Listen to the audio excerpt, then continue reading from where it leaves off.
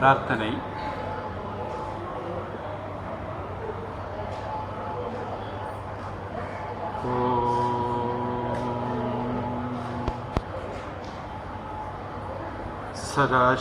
சதாசிவசமாரம்பாம் சங்கராச்சாரியமத்யமாம் அஸ்மதாச்சாரியபர்யந்தாம் வந்தே குருபரம்பராம். ஸ்ருதிஸ்மிருதிபுராணானாம் ஆலயம் கருணாலயம் நமாமி பகவத்பாதம் சங்கரன் லோகசங்கரம்.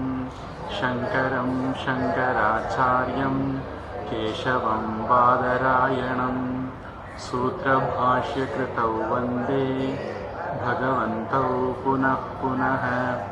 ஈஸ்வரோ குருராத்மேதி மூர்த்திபேதவிபாகினி व्योमवद्व्याप्तदेहाय दक्षिणामूर्तये नमः. गुकारस्तु अन्धकारो वै ऋकारस्तन्निवर्तकः अन्धकारनिरोधित्वात् गुरुरित्यभिधीयते. हरि ओम्.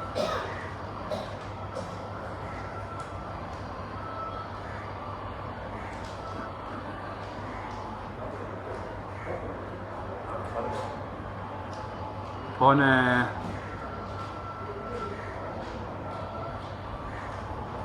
2-3 கேள்விகள் இருக்கு. உங்களுக்கெல்லாம் கேக்குதா?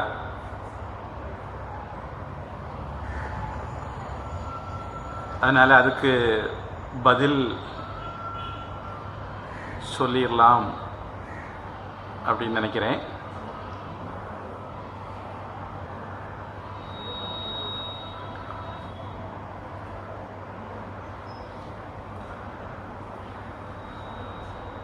அதாவது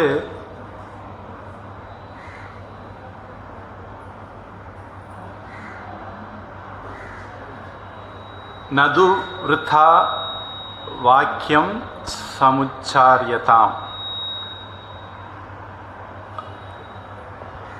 அப்படின்னு ஒரு வரி நம்ம இப்போ பார்த்துட்டு இருக்கக்கூடிய இதில் ஒரு இடத்துல வருது. அது சம்பந்தமான ஒரு கேள்வி வந்தது.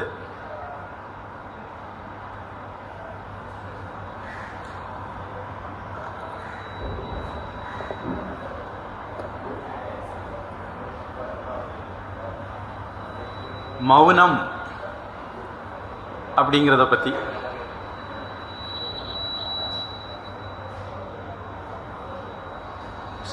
பொதுவாக மௌனம் அப்படிங்கிறத பற்றி நம்ம எல்லாருக்கும் இருக்கக்கூடிய ஒரு பொதுவான அபிப்பிராயம் என்ன அப்படின்னா, பேசாமல் இருந்தால் மௌனம் அப்படின்னு.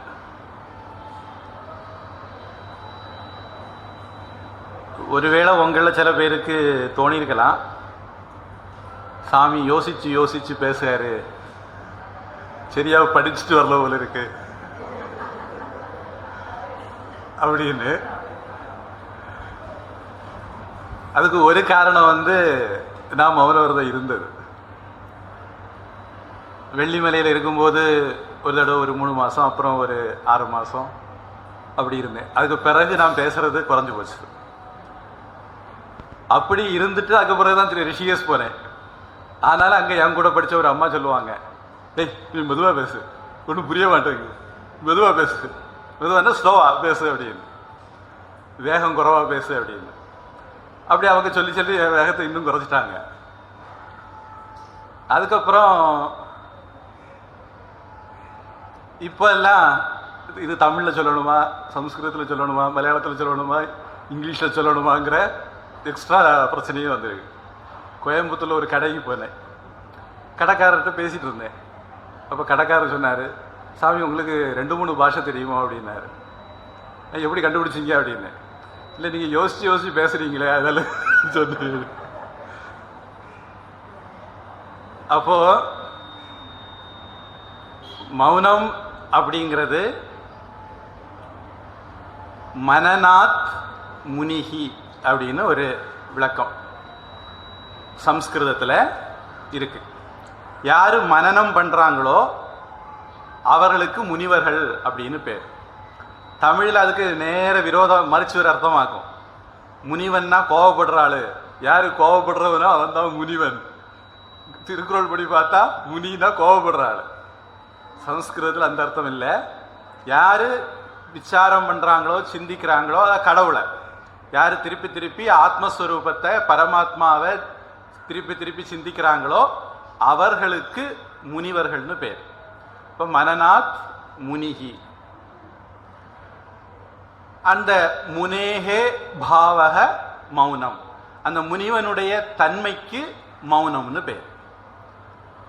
கடவுளை சிந்திச்சுக்கிட்டே இருக்கிற தன்மைக்கு, சிந்திச்சுக்கிட்டே இருக்கிறவருக்கு முனிவர்னு பேரு. அவருடைய அந்த சிந்திக்கிற தன்மைக்கு மௌனம் அப்படின்னு பேர்.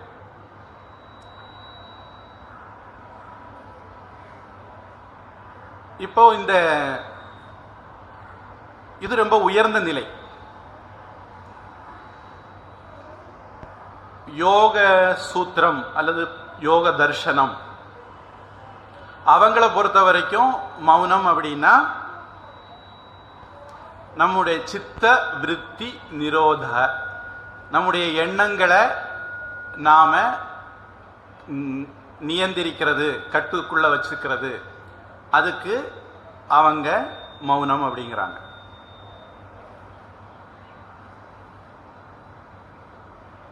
இப்போ நம்ம மௌனத்தை ரெண்டா பிரிச்சுக்குவோம் ஒரு சௌகரியத்துக்காக வேண்டி. வாய் பேசாமல் இருக்கிறது ஒரு வித மௌனம் தான், அது ஒத்துக்கிடுவோம். அதை காஷ்ட மௌனம், காஷ்டம்னா உடம்புன்னு அர்த்தம், உடல் ரீதியான மௌனம். அடுத்து மனோமௌனம். மனோமௌனம் அப்படிங்கிறது மனசுல எண்ணங்கள் இல்லை, அதனால நம்ம பேசாம இருக்கிறோம். பொதுவாக பேசுறது அப்படிங்கிறது நமக்கு மனசுல எண்ணங்கள் இருக்கு, அதனால நம்ம பேசுறோம். பொதுவாக ஊமைகள் அப்படின்னு சொல்லக்கூடியவங்க அறிவியல் பூர்வமாக 2 காரணத்தினால ஊமையாக இருக்கலாம்னு சொல்லுவாங்க. ஒன்று, அவங்களுக்கு காது கேட்காது, அதனால் அவங்களால விஷயங்களை உள்வாங்க முடியாது, அதனால் வெளிப்படுத்த முடியாது. அதனால் அப்போ ஊமையாக இருக்கிறவங்களுக்கு காதையும் செக் பண்ணணும். ஒருவேளை காது பிரச்சனையினால குழந்தைகள் சின்ன பிள்ளையிலேருந்து பேசாமலே இருக்கும், காதை சரி பண்ணிட்டா அந்த குழந்தைகள் பேச ஆரம்பிச்சிடும். இது ஒன்று. இன்னொன்று, இயல்பாகவே பேசுறதுல குறைபாடுகள் இருக்கலாம். அதே மாதிரி நமக்கு மனசுல எண்ணங்கள் இல்லை, அதனால நாம பேசல, அப்படிங்கிறது மனோ மௌனம் அப்படின்னு சொல்லலாம். இது யோக சூத்திரத்தில் அல்லது யோக தர்சனத்தில் அவங்க சொல்லக்கூடிய மௌனம்.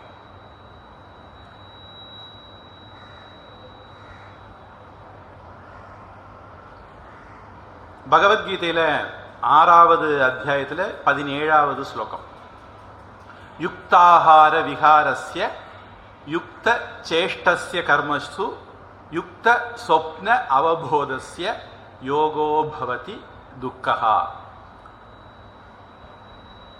எல்லாத்துலேயும் மிதமாக இருக்கிறது, மீடியம் பாத் அப்படின்னு ரொம்ப ஃபேமஸ். அது புத்த மதத்துலேயும் அதை சொல்கிறாங்கன்னு நினைக்கிறேன். நம்ம பகவத்கீதையில் சொல்கிறது என்னென்னா, எல்லா விஷயங்கள்லையும் நாம் அளவுக்கு அதிகமாகவும் இருக்கக்கூடாது, தேவைக்கு குறைவாகவும் இருக்கக்கூடாது. யுக்த ஆகார, ஆகாரத்தில் உணவில் அளவாக இருக்கிறது. விகாரஸ்ய, விளையாட்டில் அல்லது உழைப்பில் அளவாக இருக்கிறது. சேஷ்டைகளில் அளவாக இருக்கிறது. கர்மங்களில், செயல்களில் அளவாக இருக்கிறது. செயலுக்கும் சேட்டைக்கு என்ன வித்தியாசம்? பொதுவாக கன்னியாகுமரி மாவட்டத்தில் அது அக்கிரமம்னு சொல்லுவாங்கன்னு நினைக்கிறேன். பிள்ளை பயங்கர அக்கிரமாக இருக்குது அப்படின்னு. தமிழ்நாட்டில் போனால் பிள்ளை பயங்கரமாக சேட்டை பண்ணுது அப்படிம்பாங்க, முக்கியமாக கொங்கு நாட்டில் எல்லாம். அது ஒரு விதமான அர்த்தம். பொதுவாக நாம் இந்த சைன் லாங்குவேஜில் ஊமைகள் மாதிரி பேசுறதுக்கு, ஒரு ஆளை பற்றி ஏதாவது சொல்லணும், அந்த ஆளுக்கு தெரியக்கூடாது, அப்போ சைகைகளில் பேசுறதுக்கு அதுக்கும் சேஷ்டைன்னு பேர். சமஸ்கிருதத்தில் சேஷ்டைங்கிறது அந்த மாதிரியான, அதாவது எந்த ஒரு பர்பஸும் இல்லாமல் நாம் சில காரியங்களை செய்வோம். சில பேர் வந்து இந்த மாலையை எடுத்து கடிச்சிக்கிட்டே இருப்பாங்க, சில பேர் நகத்தை பிடில் வாசிச்சுட்டு இருப்பாங்க, சில பேர் காலை ஆடிக்கிட்டே இருப்பாங்க. இதெல்லாம் நம்மளை தெரியாமல் நாம் செய்துக்கிட்டே இருப்போம். இந்த மாதிரி செயல்களுக்கு சேட்டைகள்னு சம்ஸ்கிருதத்தில். பர்பஸ்ஃபுல்லாக நாம் செய்யக்கூடிய காரியங்கள், இதை செய்யணும் நாம் நினச்சி செய்கிறோம், அந்த மாதிரி காரியங்களுக்கு கர்மம், செயல்கள் அப்படின்னு பேர். யுக்த சொப்ன அவபோதஸ்ய. இங்கே சொப்னம்ங்கிற வார்த்தைக்கு தூக்கம்னு அர்த்தம். நம்ம வழக்கமாக சொப்னம்னா கனவுன்னு வச்சுருக்கிறோம். ரெண்டுக்கும் வேர்ச்சொல் ஒன்று சுப்பு அப்படிங்கிற வார்த்தையில இருந்து சொப்ன சுப்த ரெண்டும் வருது. இந்த இடத்துல நம்ம தூக்கம்ங்கிற அர்த்தம் எடுத்துக்கிறோம். தூக்கத்தில் அளவா இருக்கிறது, முழிச்சிருக்கிறதுல அளவா இருக்கிறது. இப்போ நவீன கால பிள்ளைகள் எல்லாம் பொதுவாக இன்னைக்கு அம்மாமாருக்கு பாட்டிமாருக்கெல்லாம் பிள்ளைகள் பேர பிள்ளைகளோட பெரிய மாரடிப்பு. என்ன அப்படின்னா, காலையில் எழும்பாது, ஞாயிற்றுக்கிழமைனா 10, 11, 12 மணிக்கு பார்த்தா வரும். அப்புறம் ராத்திரி நிஷாச்சர விநாசகரம் நவாமின்னு சொன்னது மாதிரி ராபிசாசு 12, 1, 2 அதுக்கப்புறம் தான் தூங்க போகிறது. ஏற்கனவே அப்படித்தான் நோய் இருந்தது. அது கூடுதல் பிரச்சனையை கூடுதலாக்குற மாதிரி சும்மாவே சாமி ஆடும். இதில் கொட்டடிச்சு கொடுத்தது மாதிரி கொரோனா வந்தது. எல்லாரு கையிலையும் ஒரு தேய்க்கிற ஃபோன் வந்தது. அப்பா அம்மா திட்டுனா போறதை எடுத்து பொறுத்துக்கிட்டு உள்ள தேய்ச்சிக்கிட்டு இருவாங்க பிள்ளைகள். அப்போ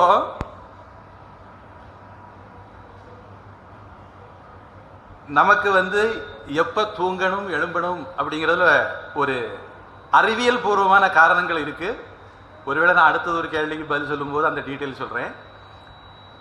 சாயந்தரம் நாம சூரியன் ஒளி மங்க மங்க மங்க இயல்பா நம்ம உடம்புல மெலட்டோனின் ஒரு ஹார்மோன் சுரக்கும்.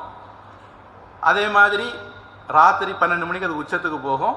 அப்புறம் அது கொஞ்சம் கொஞ்சமாக கீழே சூரிய வெளிச்சம் வர வர கீழே இறங்கி சூரிய வெளிச்சம் வந்தோடனே குறைஞ்சிரும். அப்போ அந்த மெலட்டோனின் ஹையாக இருக்கும்போது நாம் தூங்கணும், குறைவாக இருக்கும்போது நாம் முழிக்கணும் அப்படிங்கிறது ஒரு அறிவியல் பூர்வமான ஒரு காரணம். ஆனால் இன்னைக்கு உலகத்தில் 5 அறிவுள்ள மிருகங்கள் கூட, அதை விட குறைவாக இருக்கிற பட்சிகள், மற்ற உயிரிகள் கூட, தாவரங்கள் உட்பட சாயந்தரம் ஆச்சுன்னா தூங்க போகுது. காலையில் ஒரு 4:30, 5 மணிக்கு அதுகளெல்லாம் எழும்பிடுது. ஆனால் 6 அறிவு படைத்த மிருகங்கள், நாம ராத்திரி முழிச்சிருக்கோம், காலையில் தூங்குறோம், பகல்ல பட்ட பகல்ல தூங்குறோம். இது வந்து நவீன தலைமுறையோட பிரச்சனை. இப்போ உங்களையெல்லாம் உங்க அம்மா அப்பா அடிச்சு வளர்த்துருப்பாங்க, நீங்க பழகிட்டீங்க. இப்போ உங்களால விட முடியாது. உங்களால் 4 மணிக்கு மேல தூங்க முடியாது. ராத்திரி 9, 10 மணினா தூங்கி ஆகணும். ஆனா நவீன கால நம்ம பிள்ளை வளர்ப்பு அல்லது பேர வளர்ப்பு இந்த லட்சணத்துல இருக்கு. அது வந்து நம்ம குத்தம், பிள்ளைகளுக்கு குத்தம் இல்லை. பிள்ளைகளால நம்மளால கண்டிச்சு வளர்க்க முடியல, அது நம்முடைய குற்றம். பிறகு என்ன பண்ணுவோம், நாம ஒரு குறிப்பிட்ட ஒரு 11, 12 வரைக்கும் இது தெரியாது. அதாவது ஒரு டீனேஜ் வர்ற வரைக்கும் வச்சுக்குவோம். நம்ம பிள்ளைகள் வந்து சரியா வளர்க்கப்படலைங்கிறது நமக்கு யாருக்கும் தெரியாது. என்கிட்ட சில பேர் சொல்லுவாங்க, என் பிள்ளை தங்கமான பிள்ளை, சொன்னபடி கேட்பான் அப்படின்னு. நான் சொல்ல ஒரு 12, 13 வயசு வரட்டும், அப்புறம் இதை சொல்லுங்க அப்படின்னு. அதுக்கு பிறகுதான் நம்ம பிள்ளைக்க சுயரூபம் நமக்கு தெரியும். அதனால பிள்ளைகள் வளர்க்கிறதுல ராஜவத் 5 வருஷாணி, நான் இதை ஏற்கனவே சொல்லியிருப்பேன், மறந்துருப்பீங்க நீங்க, நம்பிக்கைலாம் திருப்பி சொல்லு. 5 வயசு வரைக்கும் ராஜா மாதிரி வளர்த்தணும் பிள்ளைய. அதாவது என்ன கேட்டாலும் கொடுத்துடணும், அது பேச்சுக்கு மறு பேச்சு கிடையாது. 5 வயசு வரைக்கும் அப்படி வளர்த்தணும். தச வருஷாணி தாடையே, அப்புறம் ஒரு 10 வருஷம், 6ல இருந்து 15 வயசு தேவைப்பட்டா, அங்கே ஸ்லோகத்தில் அடின்னு சொல்லியிருக்கு, நீங்கள் அதுக்காக வேண்டி அடிக்கணும்னு ஒன்றும் இல்லை, நல்ல பிள்ளைய போட்டு அடிப்பாரு. தேவைப்பட்டா சொல்லு வழி இல்லைன்னா இருக்கலாம், இருக்கியும் கேட்கலைன்னா அடிக்கவும் செய்யலாம். ஒரு தடவை கொடுக்குற அடியில் அதை ஞாபகம் வச்சு இந்த குழவி இது ஒரு கதைன்னு சொல்கிறாங்க. ஆனால் வேதாந்தம் நம்ம அடிக்கடி சொல்கிற ஒரு உதாரணம், குழவி வந்து கூட்டுக்குள்ளே ஒரு புழுவை கொண்டு வச்சுக்கிட்டு அது ஒரு கொட்டு கொட்டி மூடி விட்டுருவான். அப்புறம் அதுக்கு கிட்டே இருந்து கீன்னு சத்தம் போட்டுகிட்டே இருக்குமா. இந்த உள்ளே இருக்க புழு தன்னை கொட்டுன ஆளையே நினச்சி நினச்சி நினச்சி நினச்சி நினச்சி அந்த குழவியாட்டு மாறிடுமா. இப்படி ஒரு கதை நம்ம சொல்கிற உதாரணம். அதாவது நம்ம கடவுளையே நினச்சிட்டு இருந்தா நாம் கடவுளாக மாறிடுவோம். எத் பாவோ தத் பவதி. ராமகிருஷ்ணர் அனுமானுடைய சாதனை செய்த போது அனுமானையே தியானிச்சுட்டு இருந்தார், அவருக்கு வாலெல்லாம் வந்தது அப்படின்னு எல்லாம் சொல்லுவாங்க. அத மாதிரி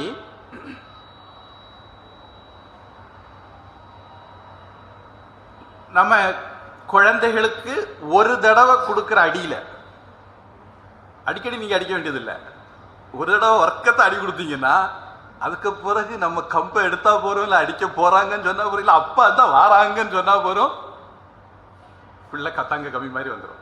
அதனால் நீங்கள் அடிக்க அடி ஒழுங்காக இருந்ததுன்னா ஒரு தடவை கொடுத்தா போதும். வாழ்க்கையில் ஒரு தடவை கொடுக்க அடியில் 15 வயசு வரைக்கும் அந்த அடி வேலை செய்யும்.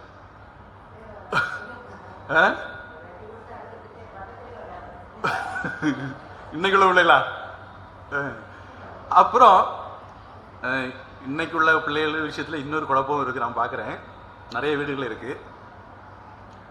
அப்பாவுக்கும் அம்மாவுக்கும் இடையில ஒரு ஒற்றுமை இருக்காது. பிள்ளைகிட்ட அப்பாவை பற்றி மோசமாக அம்மா சொல்லுவாங்க, அம்மாவை பற்றி மோசமாக பிள்ளை சொல்லும். பிள்ளை இதை கேட்டு வளர்கிற பிள்ளை ஒரு டீனேஜ் வந்த பிறகு அப்பா சொன்னாலும் கேட்காது, அம்மா சொன்னாலும் கேட்காது. அதுக்கப்புறம் அம்மா சொல்லுவாங்க, பாருங்க உங்கள் பிள்ளை சொன்னால் கேட்க மாட்டேங்குது, அப்பாட்ட சொல்லணும். அப்பா பாரு நீ வளர்த்தலிச்சிடும், உன் பிள்ளை சொன்னால் கேட்க மாட்டேங்குது, அப்பா அம்மாட்ட சொல்லணும். இதுவும் இன்னைக்கு பொதுவாக நடக்கக்கூடிய விஷயம். அந்த காலத்தில் அப்படியே அம்மாவும் அப்பாவும் ஒருத்தருக்கு விட்டு கொடுக்க மாட்டாங்க. அது இன்னைக்கு நடக்குது. அதுக்கு பலனை அவங்க பிறகு அனுபவிக்கவும் செய்வாங்க. அதுவும் நம்ம பிள்ளை வளர்க்கறதுல உள்ள ஒரு கோளாறு. என்ன இருந்தாலும் அம்மா அப்பாவை விட்டு கொடுக்கக்கூடாது, அப்பா அம்மாவை விட்டு கொடுக்கக்கூடாது. அவங்களுக்குள்ள கருத்து வேறுபாடு பிரச்சனைகள் இருந்ததுன்னா பிள்ளையுடைய ஆப்சன்ஸில், பிள்ளை இல்லாத நேரத்தில் அவங்களுக்குள்ள பேசி சரிக்கட்டிக்கணும். நான் பிள்ளைக்கு இன்னும் சொல்ல போகிறேன், பிள்ளை இப்படி வளர்க்க போகிறேன், நீ குறுக்க வராத அப்படின்னு பரஸ்பரம் அவங்களுக்குள்ள பேசிக்கிட்டு ஒரு திட்டம் போட்டுக்கிட்டு வளர்த்தணுமே தவிர, பிள்ளைக்கு முன்னாடி 2 பேருக்கு இடையில உள்ள கருத்து வேறுபாடு வந்துட்டுதுன்னா ஊர் 2 பட்டா கூத்தாடிக்கு கொண்டாட்டம். இன்னைக்கு பிள்ளைகளுக்கு எல்லாம் கொண்டாட்டம். இதுவும் ஒரு பிரச்சனை தான். அப்போ பிள்ளைகளை நாம 15 வயசு வரைக்கும் கண்டிப்போட வளர்த்தணும். நாம வளர்த்தக்கூடிய அந்த வளர்ப்புல அதற்கு பிறகு 15 வயசு பிறகு நீங்க ஒண்ணுமே சொல்ல வேண்டாம். உங்க பிள்ளைக்கு தெரியும் எது நல்லது எது கெட்டது, எப்படி செய்யணும் எப்படி செய்யக்கூடாதுன்னு அந்த பிள்ளைக்கே தெரியும். அப்புறம் நீங்க சொல்ல வேண்டிய இடமே வராது. அதனால சொல்றாங்க,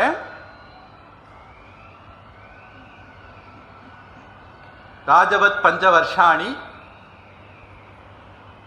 தசவர்ஷாணி தாடையே பிராப்தே து ஷோடஷே வருஷே. 16 வயசு ஆயிட்டுதா, புத்திரம் மித்ரவத் ஆச்சரேத். பிள்ளைய தோழன் மாதிரி நடத்தணும், நண்பன் மாதிரி நடத்தணும். பொது நம்ம ஊரில் சொல்லுவாங்க, தோளுக்கு மேலே வளர்ந்தா தோழன். பொதுவாக 15 வயசுல நம்ம பிள்ளைகள் எல்லாம் நெடுமால் திருமுருகார் இத்தனை இந்த அளவு வளர்ந்துடும். அதனால தோளுக்கு மேலே பிள்ளை வளர்ந்துடும். 15 வயசுக்கு மேலே நாம் அடிக்கக்கூடாது. நண்பனை மாதிரி. அதுக்கு மேலே புத்திமதி சொல்லி இது சரி இது தப்பு, இப்படி பண்ணு இப்படி பண்ணாத, நீ இப்படி பண்ணால் என்னென்ன பிரச்சனைகள் வரும், அப்படி அவனை புத்திமதி சொல்லி நண்பனை மாதிரி வளர்க்க பார்க்கணும் அப்படின்னு சொல்லுவாங்க. அப்போ இன்னைக்கு உள்ள பிள்ளைகள், எனக்கு தெரிஞ்சு இன்னைக்கு உள்ள பிள்ளை வளர்ப்பில் நிறைய பிரச்சனைகள் இருக்கு. இதில் இன்னொரு சைக்காலஜிக்கல் பிரச்சனை என்னன்னா, நமக்கெல்லாம் ஒரு தாழ்வு மனப்பான்மை. சே, எங்கள் அப்பா என்ன சுதந்திரமாக வாழ விடலை, சுதந்திரமாக வளர விடலை, எங்கள் அம்மா என்ன சுதந்திரமாக வாழ விடலை வளர விடலை, நான் அதனால என் பிள்ளைகளை அப்படி வளர்த்த மாட்டேன். இது முக்கியமான சைக்காலஜிக்கல் பிரச்சனை இங்கேருந்து ஆரம்பிக்குது. என்ன எங்கள் அம்மா அப்பா வளர்த்துனது மாதிரி என் அம்மா அப்பாவுக்கு வளர்த்த தெரியல, தப்பு செய்தாங்க, என்ன ரொம்ப கஷ்டப்படுத்தி வளர்த்திட்டாங்க, நான் என் பிள்ளைய அப்படி வளர்த்த மாட்டேன். அதனால் எனக்கு கிடைக்காத ஒரு சுதந்திரம், வசதி வாய்ப்பு எல்லாத்தையும் என் பிள்ளைக்கு நான் கொடுத்து வளர்த்துவேன். பொதுவாக இப்போ நான் வந்து ஒரு நாட்டியக்காரி ஆகணும் எனக்கு சின்ன பிள்ளையில ஆசை இருந்தது. என் குடும்ப சூழ்நிலை எனக்கு வாய்ப்பு கிடைக்கலன்னா என் பிள்ளைய நான் டான்ஸர் ஆக்குவேன்.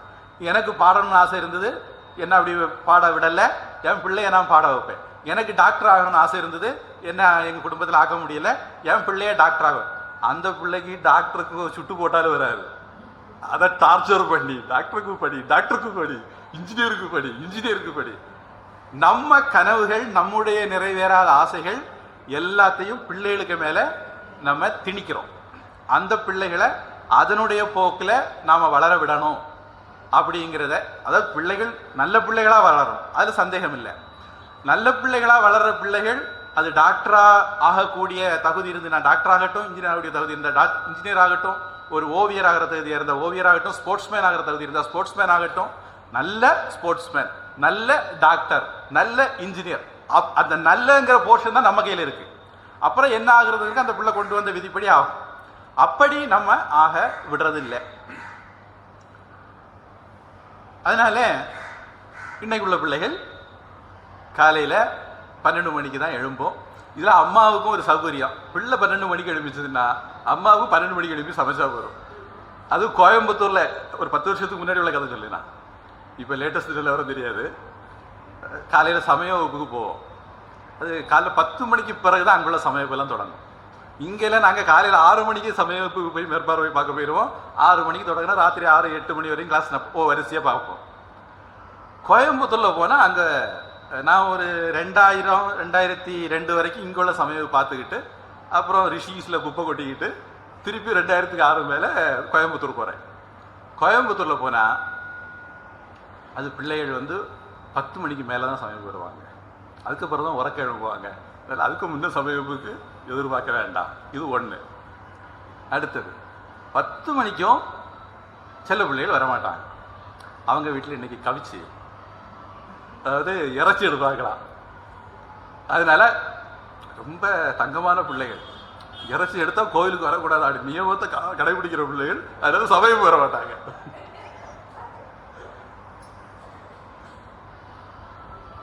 ஒன்று சாப்பிட்றதுக்கு முன்னே குளிச்சு கோயிலுக்கு வந்துக்கிட்டு போய் சாப்பிடலாம், இல்லை சாப்பிட்டுக்கிட்டு குளிச்சு குளிச்சுட்டு சமயம் வரலாம். ஊருக்கு இழைச்சவன் பிள்ளையார் கோயிலாண்டி முதல் பலிகடா சமய வகுப்பு சாமி, அதான் சமயம் வர மாட்டாங்க. அப்புறம் இன்னும் கொஞ்சம் பிள்ளைகள் இன்னைக்கு அந்த பிரச்சனை இங்கேயும் வந்திருக்குன்னு நினைக்கிறேன். அது எங்களுக்கு தமிழ் படிக்க வர மாட்டேங்குது. இன்னைக்குள்ள எங்கள் பிள்ளைகளுக்கெல்லாம் தமிழ் படிக்க வராது. இங்கிலீஷ்லேயோ ஹிந்திலேயோ புக் இருந்தால், சமய புக் இருந்தால் தாங்க, நாங்கள் படித்து பரிசு எழுதிடுறோம் அப்படின்பாங்க. இதெல்லாம் கோயம்புத்தூரில் உள்ள பிரச்சனைகள். எதுக்கு சொல்ல வரேன், அங்கே வந்து பல வீடுகளில் ஞாயிற்றுக்கிழமை வீட்டில் சமையலே கூட இருக்காது. குடும்பத்தோட ஹோட்டலுக்கு போயிடுவாங்க மத்தியானம், உறக்க எழும்போது 12 மணிக்கு. அப்புறம் குளிச்சோ குளிக்காமலோ ஹோட்டலுக்கு குடும்பத்தோடு போயிட்டா வரும், அங்கே போய் சாப்பிட்டுட்டு வரலாம். இது அது நம்ம டவுனு சிட்டி. இப்போ உங்கள் டவுனுக்கும் உங்கள் கிராமம் இன்னைக்கு டவுன் ஆகிட்டு சிட்டி ஆகிட்டு, அதனால் இங்கே அந்த பழக்கெல்லாம் வந்திருக்கும். இதெல்லாம் நம்முடைய வளர்ப்பில் உள்ள குறைபாடுகள், நம்முடைய பாரம்பரியத்தை நாம் கடைபிடிக்காததில் உள்ள பிரச்சனைகள். இதுக்கு நாம் ஒரு விலை கொடுக்கணும். அது பொதுவாக நம்ம நோய் நொடிகள் அப்படிங்கிற பேரில் கொடுத்துக்கிட்டும் இருக்கிறோம். எனக்கு தெரிஞ்சு ஒருத்தர் ரொம்ப காலமாக நோய்வாய்ப்பட்டு இருந்தார். கடைசியில் பெரிய பெரிய டாக்டர்லாம் பார்த்தார் அலோபதியில். யாரும் நோய் கண்டுபிடிக்க முடியல, யாரும் மருந்து கொடுத்து நோய் குணமாக இல்லை. அப்புறம் ஒரு டாக்டர்கிட்ட போனாராம். போனப்போ அந்த டாக்டர் சொன்னாராம், தினமும் ஒரு 15 நிமிஷம் அல்லது 10 நிமிஷம் வெயிலில் உட்காருங்க அப்படி. ஏன்னா அவர் காலையில் வீட்டை விட்டு கிளம்பும்போது ஏசி காரில் வேலைக்கு போவார். காரை விட்டு இறங்கினோடனே ஏசி ரூமில் போய் உட்காருவார். திருப்பி ஏசி காரில் வந்து உட்காருவார், திருப்பி வீட்டுக்கு வருவார். சூரியனை அவரை பார்த்ததே இல்லை. கடைசியில் அப்படி உட்கார்ந்து வர அவருக்கு நோய் குணமாயிட்டுது. அவர் கிட்ட சொன்னார், இவ்வளோ ஒரு சின்ன விஷயத்துல எனக்கு குணமாயிடுச்சு, சரியாயிட்டு அப்படின்ட்டு சொன்னார். அதனால் நம்முடைய பெரியவர்கள் நமக்கு ஏற்படுத்தின வாழ்க்கை முறையில் நிறைய விஷயங்கள் இருக்கு. இன்னைக்கு அது குழந்தை வளர்ப்பு காரியங்கள் பிரச்சனைகள் இருக்கு. இது எல்லாத்திலையும் யுக்த சொப்ன அவபோதஸ்ய, இந்த முழிச்சிருக்கிறதுல இருந்து போனோம், எல்லாத்திலையுமே ஒரு மிதமான இது நம்முடைய உடல் வாக்குக்கு ஏற்றது மாதிரி, நம்ம வாத உடம்பா பித்த உடம்பா கவ உடம்பா இதை பொறுத்து ஆயுர்வேதத்திலேயே நிறைய நியம நிஷ்டைகள் சொல்லப்பட்டிருக்கு. அது மாதிரி குளிர்காலத்தில் நீங்கள் என்ன சாப்பிடணும், வெயில் காலத்தில் நீங்கள் என்ன சாப்பிடணும், மழை காலத்தில் என்ன சாப்பிடணும், இப்படி ஆயுர்வேதத்திலேயே காலத்துக்கு தகுந்தது மாதிரி, கிழமைகளுக்கு தகுந்தது மாதிரி, நம்முடைய உடல் வாக்குக்கு தகுந்தது மாதிரி சில நியமங்கள் பாரம்பரியமான அனுபவத்தினால பெரியவங்க கண்டுபிடிச்சு வச்சிருக்காங்க. அதை நாம கடைபிடிக்கலாம். இப்போ நான் சொல்லக்கூடிய சில விஷயங்கள் உங்க எல்லாருக்கும் பொதுவாக பொருந்தணும்னு கிடையாது. ஆனால் உங்களுக்கு எது உகந்ததோ அதை நீங்க கடைபிடிச்சுக்கணும். அதுக்கு ஒரு ஆயுர்வேத டாக்டர் மாதிரிப்பட்டவங்களை கன்சல்ட் பண்ணிக்கலாம். இப்போ மௌன விரதம் இருக்கிறதுல நிறைய நன்மைகள் இருக்கு. அது ஒரு எளிமையான அதே சமயம் வலிமையான ஒரு தபஸ்.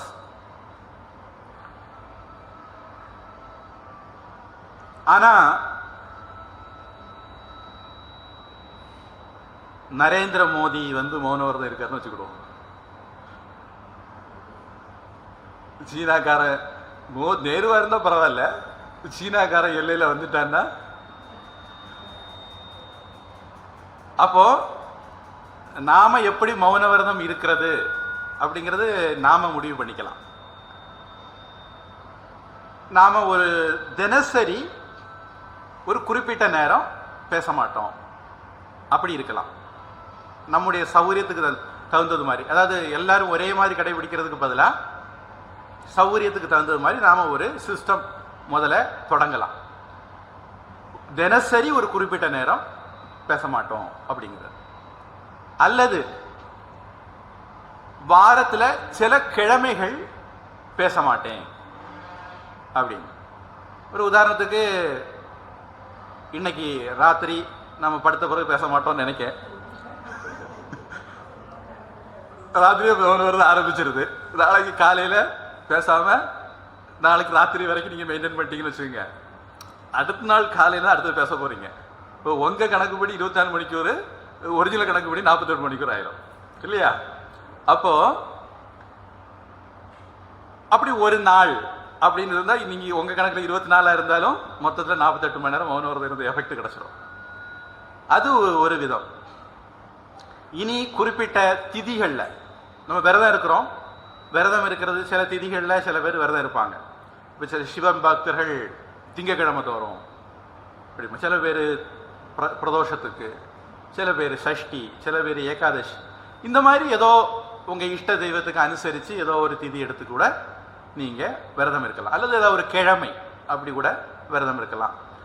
அல்லது ஒரு நட்சத்திரம், திதினா வளர்பிற தெய்வர மாசத்துல 2 தடவை வந்துடும். அது கஷ்டமா இருந்ததுன்னா நட்சத்திரம் வச்சுக்கலாம், மாசத்துக்கு ஒரு தடவை தான் வரும். அப்ப நீங்க இந்த மாதிரி கொஞ்சம் கொஞ்சம் முதல்ல சின்னதா ஆரம்பிப்போம். என்ன பேபி ஸ்டெப்ஸ் இங்கிலீஷ்ல சொல்லுவாங்க.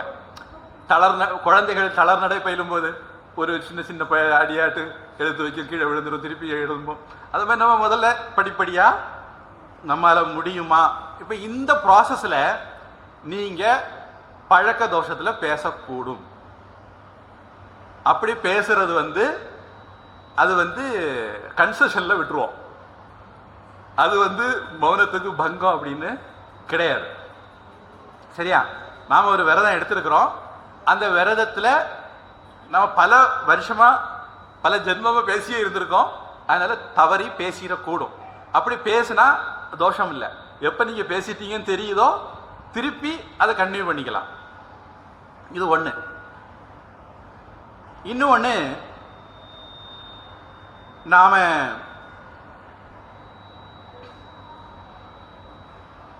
இப்படி பேசாம இருந்து தான்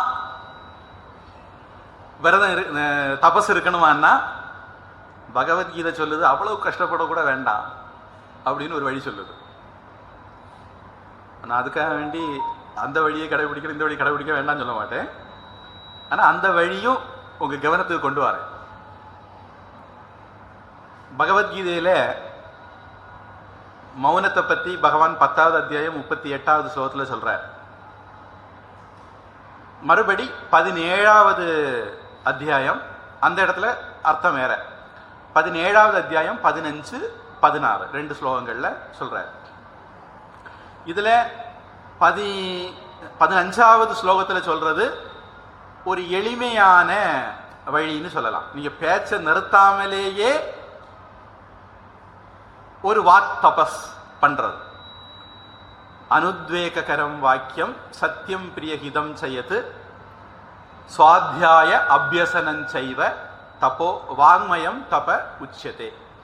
வாக்கினால செய்யக்கூடிய தபஸ் என்ன அப்படின்னு பகவான் சொல்லும்போது சொல்றார், அனுத்வேகரம் வாக்கியம், மற்றவங்களை புண்படுத்துறது மாதிரியான வார்த்தை பிரயோகங்களை தவிருங்க.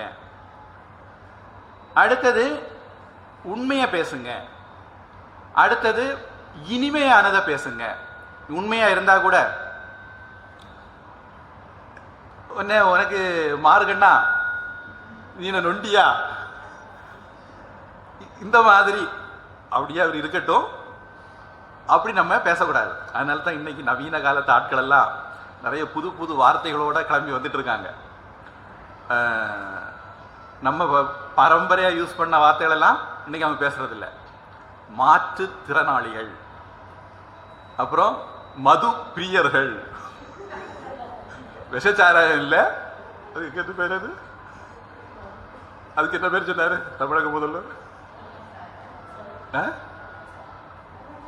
கள்ளச்சாராயமா? நல்ல ஒரு வார்த்தை. இந்த மாதிரியெல்லாம் திராவிட மடத்தை கேட்டா எப்படி அயோக்கியத்தனத்தை எல்லாம் பூசி பொழுகிறதுன்னு சொல்லி தருவாங்க. அப்படி அவங்க கண்டுபிடிச்சிட்டு இருக்காங்க. அதாவது மற்றவங்களை புண்படுத்துறதுக்காக வேண்டி அந்த வார்த்தைகளை பயன்படுத்தக்கூடாது, அவ்வளவுதான். மறுபடியும் எனக்கு தெரிஞ்சு இந்த வார்த்தைகளை பயன்படுத்துறதுல ஒன்றும் இல்லை, அது இன்னொருத்தரை புண்படுத்துறதுக்காக வேண்டி இருக்கக்கூடாது. அதனால உண்மையா இருந்தாலும் அதை இனிமையா சொல்லணும். ஹிதம், அடுத்தவங்களுக்கு நம்ம பேசுறதுனால அடுத்தவங்களுக்கு நன்மை உண்டாகுமா அப்படிங்கிறதையும் நம்ம பார்க்கணும். அடுத்தவங்களுக்கு நம்ம பேசுனா நன்மை இல்லைன்னா அந்த வார்த்தையை நம்ம பேச வேண்டியதில்லை. இதுவும் வாக் தபஸ் தான், பகவத்கீதையிலே சொல்லியிருக்கக்கூடிய விஷயம். கிருஷ்ணன் கூடயும் 2 விஷயம் சொல்றாரு. நான் வழக்கமாக இந்த விஷயம் அடிக்கடி சொல்லியிருக்கேன். கிருஷ்ணன் கூடவும் விஷயம் சொல்றாரு, சுவாத்தியாயம். அதாவது நீங்க கத்துக்கிட்ட விஷயத்தை திருப்பி படிக்கிறது, அதுக்கு சுவாத்தியாயம் வரும். புதுசாக கத்துக்கிறதுனாலும் கத்துக்கலாம், குறைஞ்சபட்சம் ஏற்கனவே கத்துக்கிட்ட விஷயத்தை மறுபடி படிக்கிறது, இதுக்கு சுவாத்தியாயம்னு பேரு. அடுத்தது அபியசனம், ஏற்கனவே படிச்சீங்க அதை மறுபடி பயிற்சி பண்றது.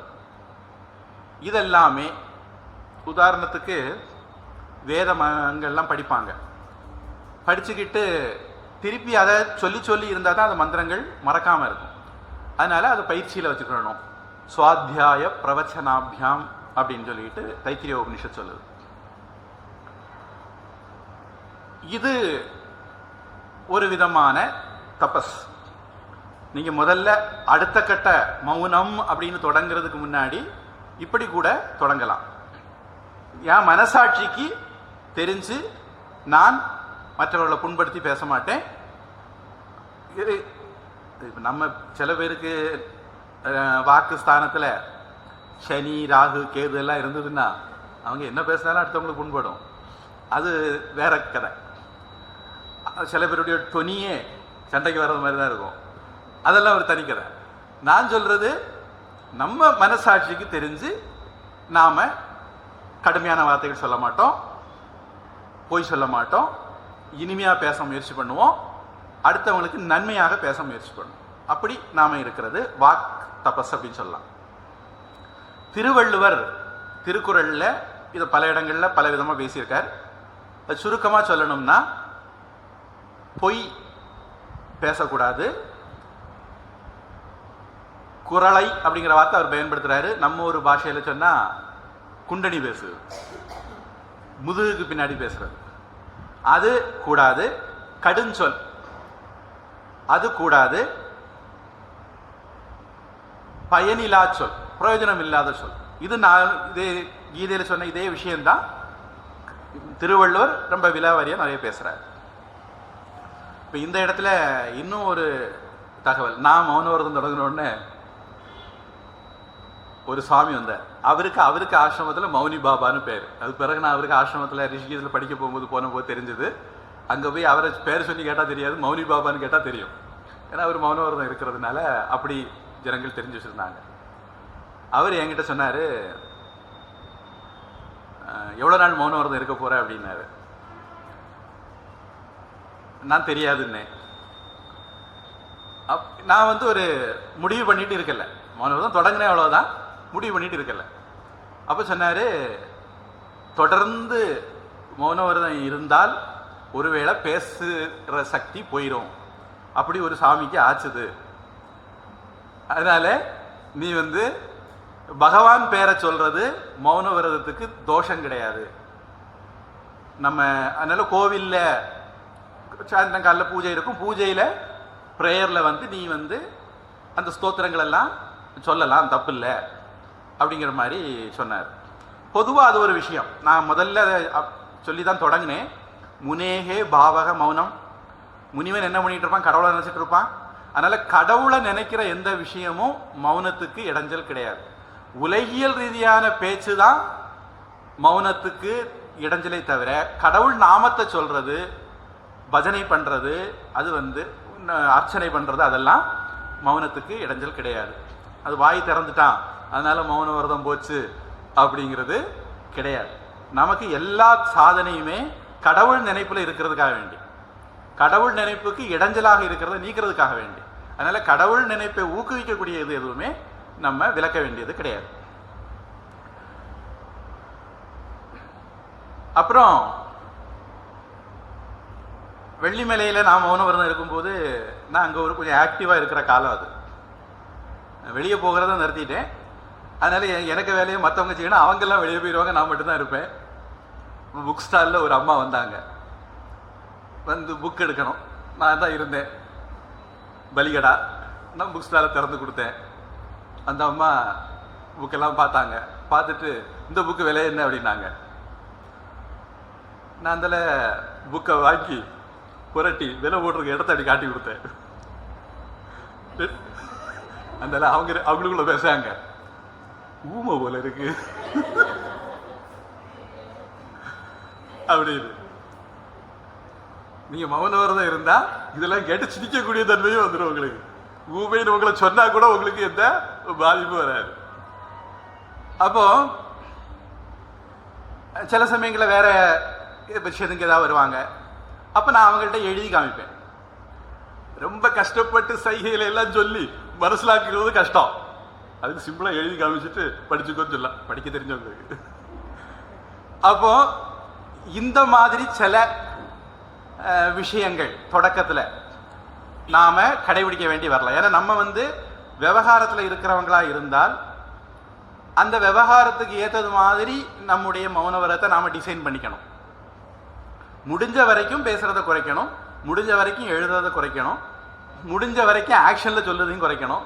இதுல இன்னொரு விஷயம் நடக்கும். என்ன அப்படின்னா, நீங்க மௌன விரதம் இருந்தா உங்க வீடே மௌன விரதம் இருக்கும். சில பேர் நான் மௌன விரதம் ஏன்டா வருவாங்க, அவங்க சைகையில பேச ஆரம்பிச்சிருவாங்க. கொஞ்ச நேரம் கழிச்சு அவங்க ஞாபகம் வரும், ஓ நீங்க தான் மௌன விரதம், நான் மௌன விரதம் இல்லையே அப்படின்ட்டு சொல்ல வேண்டியதான், வாய் திறந்து சொல்லுவாங்க. நம்மளை பார்த்த உடனே அவங்க மௌன விரதத்துக்கு போயிடுவாங்க. அப்ப அது நமக்கு டபுள் புண்ணியம் கிடைக்கும், அவங்களையும் மௌன விரதத்தை கடைபிடிக்க வச்ச புண்ணியம் கிடைக்கும். அதனால இன்னும் ஒரு இது, சில வீடுகள்ல பல விதமான பிரச்சனைகள் இருக்கும். அது பேச்சினால வரக்கூடிய பிரச்சனைகளா இருக்கும். பேச்சை குறைச்சா அந்த பிரச்சனைகள் வராதா இருக்கும். அந்த மாதிரி வீடுகள்லையும் மௌன விரதம் ரொம்ப கை கொடுக்கும். இனி எனக்கு நான் வெள்ளிமலையில மௌன விரதம் இருந்ததுனால என்ன ஆச்சுதுன்னா, அப்புறம் ஒரு கட்டத்தில் மௌன விரதத்தை விட்ட பிறகு யாராவது நம்மகிட்ட பேசுவாங்க. பேசும்போது நம்மகிட்ட இருந்து ரெஸ்பான்ஸ் போகாது. நம்ம மனசு என்ன பண்ணும்னா, இந்த ஆள் என்கிட்ட தான் பேசுறாரா, முதல்ல அதை முடிவு பண்ணும். அடுத்தது இவரு கேட்குற கேள்விக்கு பதில் சொல்லத்தான் வேணுமா? உதாரணத்துக்கு ஒரு கப் தண்ணி எடுத்துட்டு வான்னு சொல்லாங்கன்னு வச்சுக்கோம். பழைய ஆளாக இருந்தால் நம்ம சொல்லுவோம், சரி இந்த இப்போ எடுத்துகிட்டு வரேன் அப்படின்னு சொல்லுவோம். மௌனவிரதம் இருந்து பழகின பிறகு நம்ம போவோம், தண்ணி எடுப்போம், கொடுப்போம். இடையில பேசுறதுக்கு அவசியமே இல்லையே. அந்த மாதிரி நம்முடைய நடவடிக்கைகள் மாறும். அதுக்கப்புறம் இவர் கேட்ட கேள்விக்கு பதில் சொல்லத்தான் வேணுமான்னு எல்லாம் முடிவு பண்ணிக்கிட்டு அதுக்கப்புறம் எப்படி சொல்லலாம் அப்படிங்கிறது முடிவு பண்ணிட்டு தான் நம்ம பதில பேசுவோம். அப்போ அதற்கு பிறகு அதனுடைய ஒரு தாக்கம், இந்த பெருங்காய டப்பால காயம் இந்த 2 காயத்துக்கு வாசனை போகிறது மாதிரி மௌனவிரதத்தை நம்ம விட்டாலும் நம்மக்கிட்ட அதுக்கு ஒரு தாக்கம் இருக்கத்தான் செய்யும். அப்போ நாம் மௌனவிரதம் இருக்கிறதுல அதிக நமக்கு விவகாரங்கள் இல்லைன்னா நாம் இருக்கிறது எளிமையாக இருக்கும். விவகாரம் இருந்தது அப்படின்னா நாம் அந்த விவகாரத்துக்கு ஏற்றது மாதிரி எழுதி காமிக்கிறதோ இல்லை சைகையில் காமிக்கிறதோ இல்லை தலையாட்டுறதோ இந்த மாதிரி விஷயங்கள் கொஞ்சம் வச்சுக்க வேண்டியிருக்கும். அதுவும் ஒரு விதத்தில் மௌனவிரதத்துக்கு பங்கமான பங்கம்தான். ஆனால் தொடக்க காலத்தில் நாம் அதெல்லாம் கடைபிடிச்சிக்கலாம். நம்ம சுற்றி இருக்கிறவங்களும் அதுக்கு பழகணும், நாமளும் அதுக்கு பழகணும். அதுக்கு பிறகு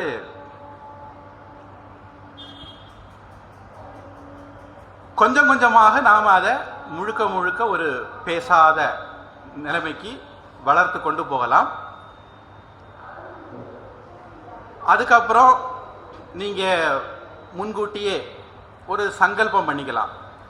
இப்போ மௌனவிரதம் தொடங்குறதுக்கு முன்னாடி இப்போ காலை கடன்கள்லாம் முடிச்சுட்டு பூஜை அறையில் போய் சங்கல்பம் பண்ணிக்கலாம்.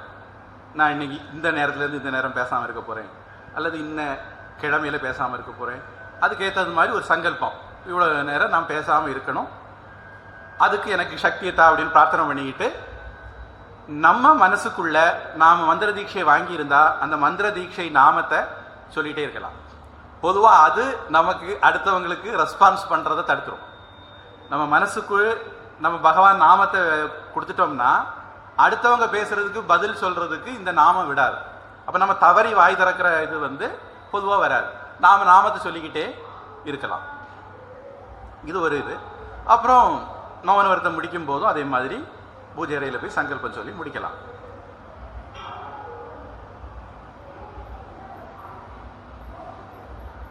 வேற ஏதாவது கேள்விகள் இருக்கா மௌனவிரதம் சம்பந்தமா?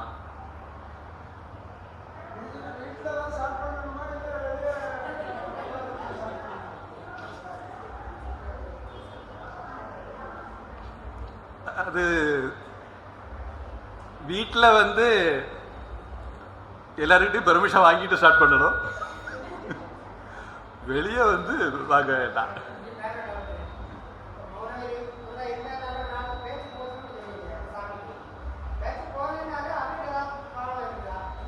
அவருக்கு என்ன பிரச்சனை இருக்கும்? அவரு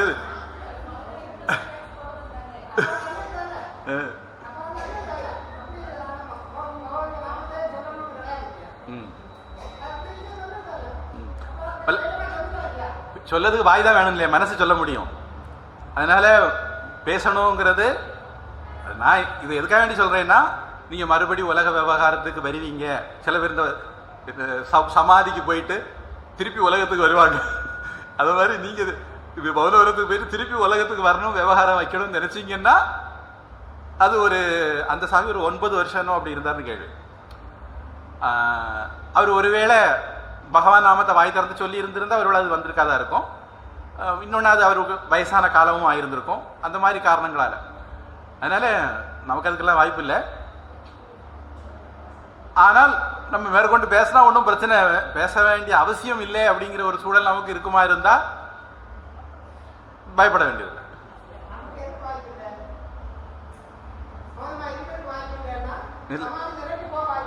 இல்லை, நமக்கு மேற்கொண்டு பேச வேண்டிய அவசியம் இல்லைன்னு நமக்கு முடிவு பண்ணிட்டோம்னா நம்ம பேச இருந்தா என்ன போன என்ன கவலைப்பட வேண்டியதில்லைங்கிறேன். அது இருக்கிற ஆளை பொறுத்து. அவங்க எப்படி சங்கல்பம் பண்றாங்கிறது தெரியாது. சில பேருக்கு பேர பிள்ளைகள்கிட்ட பேசணும் தோணும், வயசான காலமா இருந்தாலும் பேர பிள்ளைகள்கிட்ட பேசணும் தோணும்.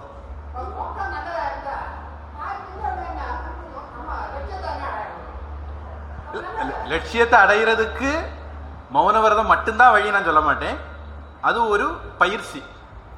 லட்சியத்தை அடைகிறதுக்கு நீங்கள் பேசுகிறதோ பேசாமல் இருக்கிறதோ சாமி கும்பிடுறதோ சாமி கும்பிடாமல் இருக்கிறதோ எனக்கு தெரிஞ்சு இது எதுவுமே உங்கள் லட்சியத்தை அடைகிறதுக்கு, நீங்கள் நிம்மதி அடைகிறதுக்கு, மோட்சத்தை அடைகிறதுக்கு குறுக்க வரவே முடியாது. உங்களுக்கு அதுக்கு சரியான ஒரு பக்குவமும் அந்த சரியான அறிவும் இருந்தால் நீங்கள் அன்றாடம் செய்யக்கூடிய செயல்களே உங்களுக்கு பூஜையாக வழிபாடாக இருக்கும். சிவ மானச பூஜான்னு ஒரு இது இருக்கு, ஸ்தோத்திரம் இருக்கு, அதில் வரும் ஆத்மா தொங்கிரிஜா மதி சகச்சராக பிராணா சரீரம் கிரகம். இந்த உடம்பு தான் கோவில், நான் நடக்கிறதா உன் கோவிலை வலை வர்றது, நான் பேசுறதா உன்னுடைய ஸ்தோத்திரம். இப்படி ஒரு நிலைக்கு நீங்க போயிட்டீங்கன்னா பேசுறதுங்கிறது ஒரு தடை கிடையாது. ஆனா நம்ம நிறைய பேருக்கு இம்பல்சிவா ஒரு காரியம் செய்கிற ஒரு தன்மை இருக்கு. அதாவது பொதுவா ஒரு காரியம் மூளைக்கு போய் அங்கிருந்து கட்டளை வந்து செய்யணும். இப்போ கொசு கடிச்சிட்டு இருக்கு, நம்ம டிவி பார்த்துட்டு இருக்கோம், இப்படி பண்ணிடுவோம். இந்த மாதிரி பண்றது அனிச்சை செயல் அல்லது இம்பல்சிவ்னு சொல்லுவாங்க. நம்ம கிட்ட பெர்மிஷன் கேட்கறது இல்லை. இதை மாதிரி நம்ம நிறைய பேர் அன்றாட காரியங்கள் செய்வோம்.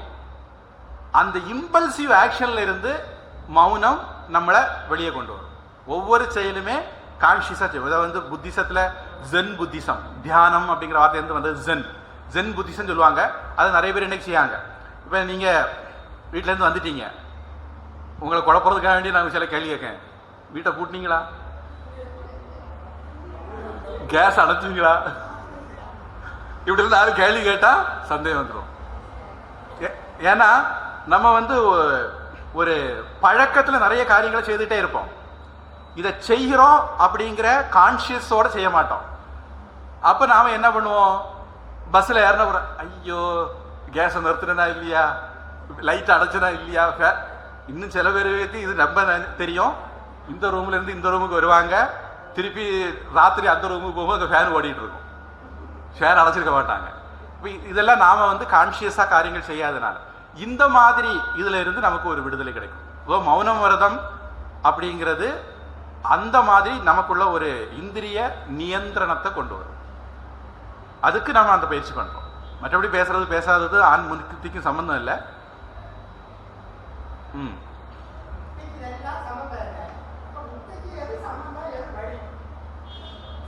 அது நம்ம சொல்லிக்கிட்டே இருக்கோம், கொஞ்சம் கொஞ்சமா சொல்லிட்டே இருக்கோம். பதுக்க தின்றால் பனையும் திங்கலாம்பாங்க.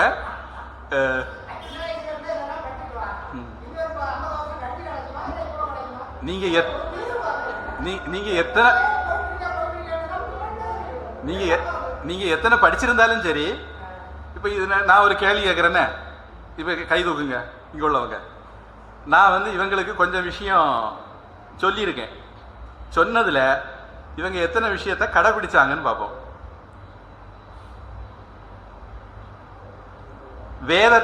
வேதங்களை அல்லது சாஸ்திரங்களை தினமும் படிக்கணும் அப்படின்னு சொன்னேன்.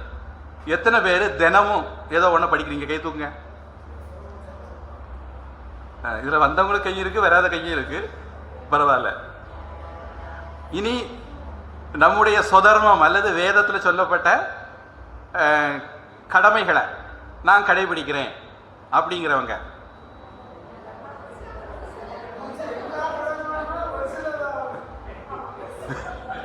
எல்லாம்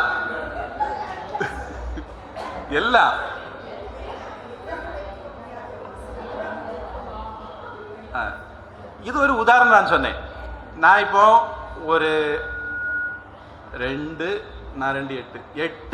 விஷயங்கள் சொல்லி முடிச்சிருக்கேன். இந்த 8 விஷயங்களுக்குள்ளேயும் நிறைய கிளை விஷயங்கள் எல்லாமே சொல்லி முடிச்சிருக்கேன். முடிஞ்ச வரைக்கும் விரிவாக பார்த்துருக்கோம். இந்த விஷயங்களை இவங்களால கடைபிடிக்க முடிஞ்சிருக்கான்னா முடியாது. நமக்கு முக்தி அடைகிற மார்க்கத்தில் நாம அந்த சாதனைகளை கடைபிடிக்கிறது அப்படிங்கிறது ஒரு முக்கியமான விஷயம். முக்தின்னு என்ன தெரிஞ்சா மட்டும் போராது, அல்லது முக்திக்கு என்னென்ன செய்யணும்னு தெரிஞ்சா போராது, அதை நாம கடைபிடிக்கணும்.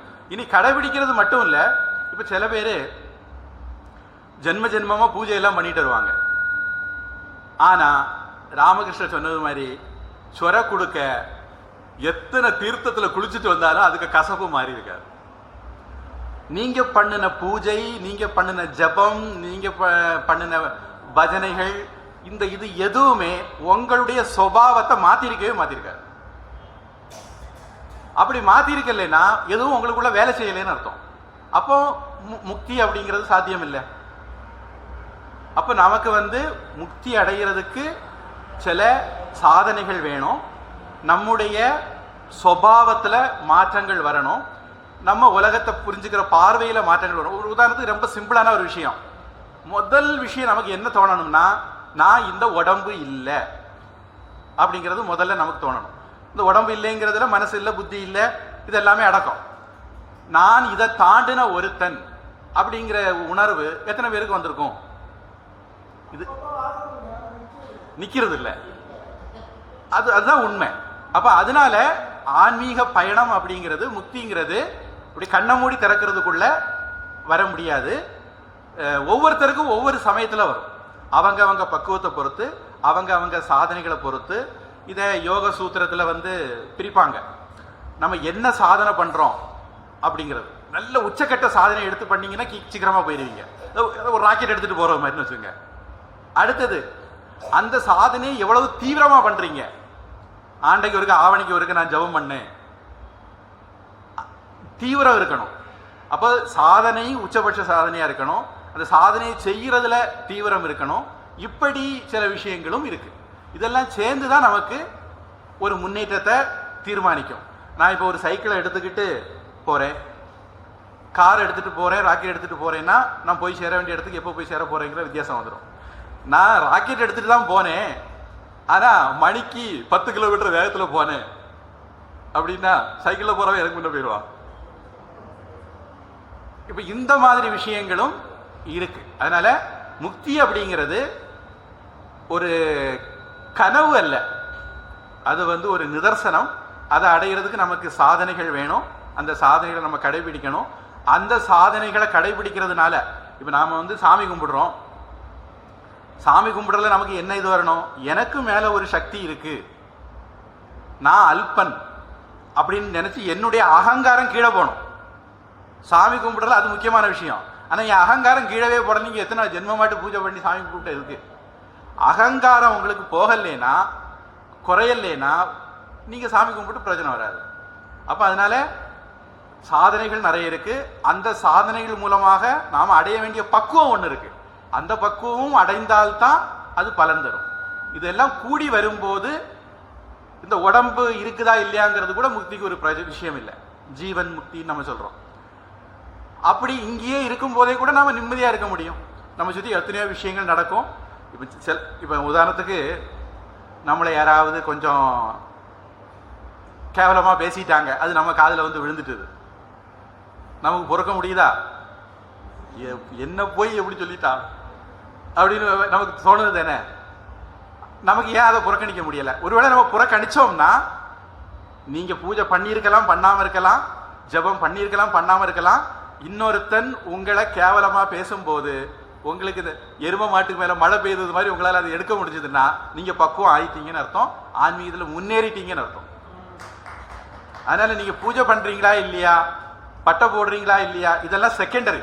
இதெல்லாம் அந்த பக்குவத்தை கொண்டு சேர்க்கறதுக்கான சில கருவிகள். ஏன்னா நம்ம சூக்ஷ்மமான ஒண்ணை அடையணும், ஸ்தூலமான வழிகளில் போறோம். ஏன்னா நமக்கு ஸ்தூலம் தான் நம்மளால ஈஸியா புரிஞ்சுக்கிட முடியும். அதனால நம்ம ஸ்தூலமான விஷயங்களை சொல்லி இப்படி பண்ணு அப்படி பண்ணுன்னு சொல்றோம். ஒரு உதாரணத்துக்கு சொல்றேன். பூஜை பண்ணும்போது உங்களுக்கு மந்திரம் சொல்லு, மணி அடி, கற்பூரத்தை காட்டு, பூ எடுத்து போடு, இப்படி எல்லாம் சொல்லியிருக்கு. இதுல எல்லாம் உங்க கவனம் போகும்போது இயல்பா உங்களுக்கு வெளி கவனம் போயிடும். நீங்க மேக்கப் போன்னு சொல்றதுக்கு பதிலா, அதாவது கிழக்க விட்டு போகணும், கிழக்க விடுன்னு சொல்றதுக்கு பதிலாக மேக்கப் போன்னு நம்ம சொல்லிட்டோம்னா மேக்கப் போகும்போது கிழக்கு விட்டுட்டே இருக்கும். அதே மாதிரி நீங்க இந்த மாதிரி விஷயங்களை உங்க மனசை செலுத்தும் போது இயல்பா உங்களுக்கு வெளி சிந்தனைகள் குறைய ஆரம்பிச்சிடும். அப்புறம் இது அதனால பூஜைக்கு ஒரு இது உண்டு. பூஜை அல்லது உபாசனை அப்படின்னா என்ன அப்படின்னா, ஒரே விஷயத்தை தொடர்ந்து நினைக்கிறது ஒரு விதமான உபாசனை, ஒரே மாதிரியான விஷயத்தை தொடர்ந்து நினைக்கிறது இன்னொரு விதமான உபாசனை. இப்படி ரெண்டு விதம் நாம வச்சிருக்கிறோம். அப்ப முதல்ல என்ன பண்றோம், தொடக்கத்துல ஒரே மாதிரியான விஷயங்களை நாம பயிற்சி பண்றோம். அதுல ஒரு சித்தி ஆன பிறகு, வெற்றி ஆன பிறகு அடுத்தது என்ன பண்றோம்? ஓம் நம சிவாய, ஓம் நம நாராயண, ஏதோ ஒரு விஷயத்தை மட்டும் எடுத்துக்கிறோம், அதுல மனசை ஃபோக்கஸ் பண்றோம். இது நம்ம அடுத்தது பண்ணக்கூடிய பயிற்சி. இப்படி நம்முடைய மனசு வேற எங்கேயுமே சிந்தாம செதறாம ஒரு விஷயத்திலே ஃபோக்கஸ் ஆன பிறகு நாம கிளாஸ்ல வந்து உட்கார்ந்தோம்னா, இது இவ்வளவும் நீங்க கிளாஸ்ல வந்து உட்கார்றதுக்கு வேண்டிய தவிர்க்கிறேன்னு சொல்ல, இப்போ இங்க இருந்து சொல்லக்கூடியது அவ்வளோ அங்க உள்ள போகும், உங்களுக்கு புரியும். அந்த சித்த ஏகாகிரதா அப்படின்னு பேரு. அது நமக்கு இருந்தால்தான் சாஸ்திரம் படிக்கிறது, சத் சங்கம் நமக்கு அதிகமான பிரயோஜனத்தை தரும். அதனால இப்படி பல படிநிலைகள் இருக்கு.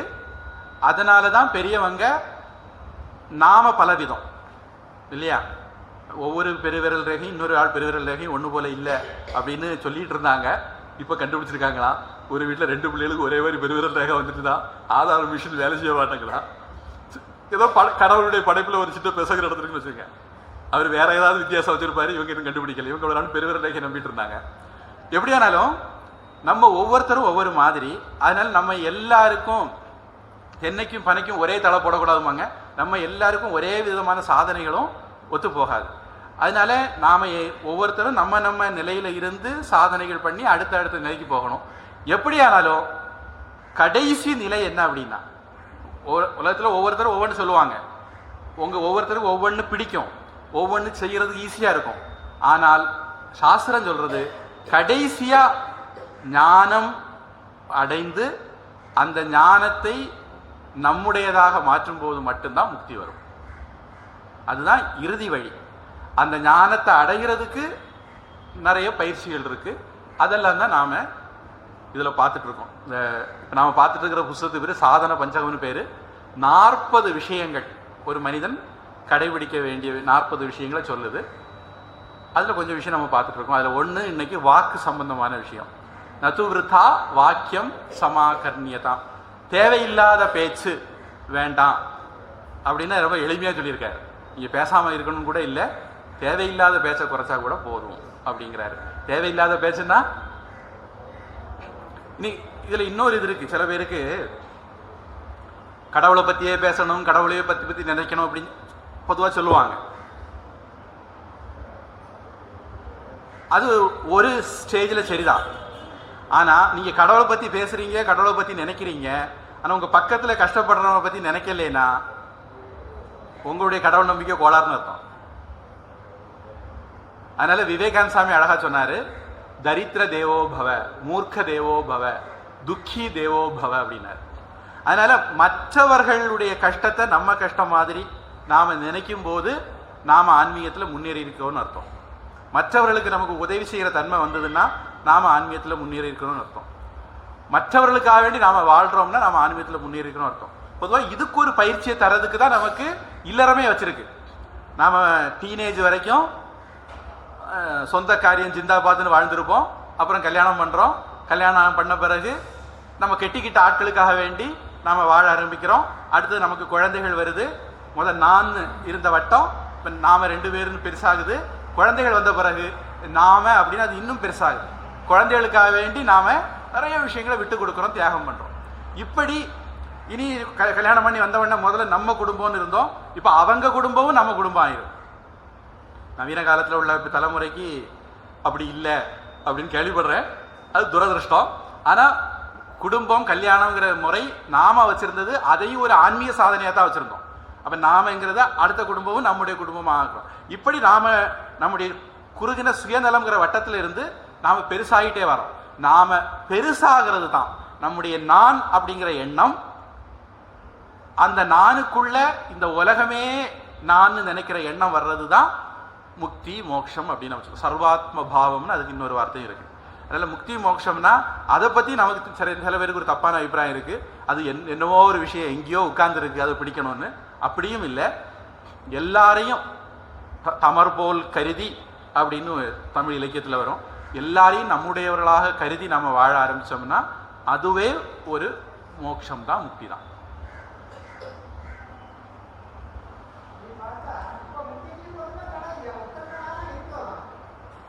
நாம எல்லாரும் முக்தர்களாக தான் இருக்கோம். நமக்கு தெரியுமா தெரியாதாங்கிறதா கேள்வி. அதாவது நீங்க அப்படி நினைக்கிறீங்க.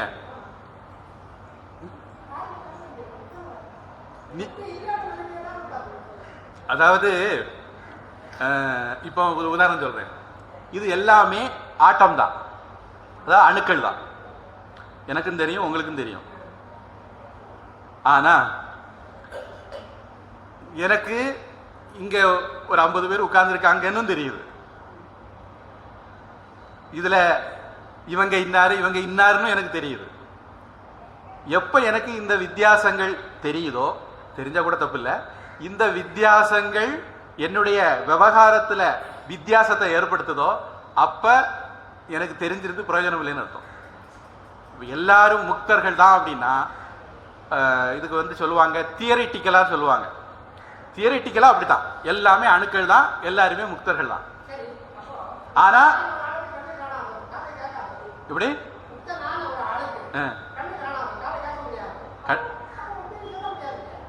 கண்ணுக்கு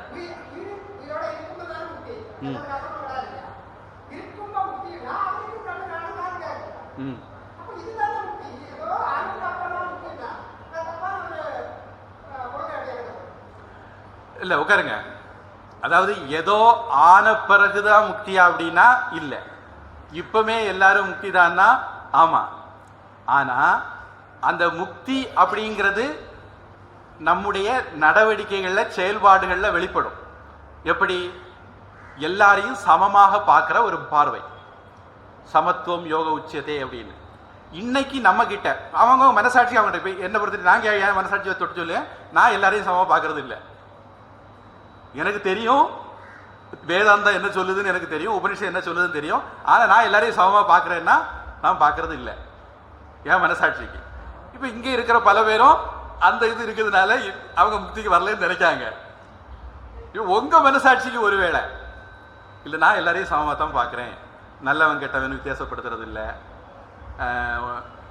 பணம் உள்ளவன் பணம் இல்லாதவன் நான் வித்தியாசப்படுத்துறது இல்லை, அல்லது அழகுள்ளவன் அழகு இல்லாதவன் வித்தியாசப்படுத்துறது இல்லை, அறிவு உள்ளவன் அறிவு இல்லாதவன் வித்தியாசப்படுத்துறது இல்லை அப்படின்னு இருந்தா நீங்க முக்தர் தான். நீங்க முக்தரா இல்லையான்னு சொல்றதுக்கு நான் இல்லை. ஆனா நான் எப்படி இருக்கேன்னு எனக்கு தெரியும், என் மனசாட்சிக்கு தெரியும். அங்க இருந்தா நான் பேச முடியும். அதனால முக்தி அப்படிங்கிறது அவங்களுக்கு தான் தெரியும். பாம்பின் கால் பாம்பறியும்.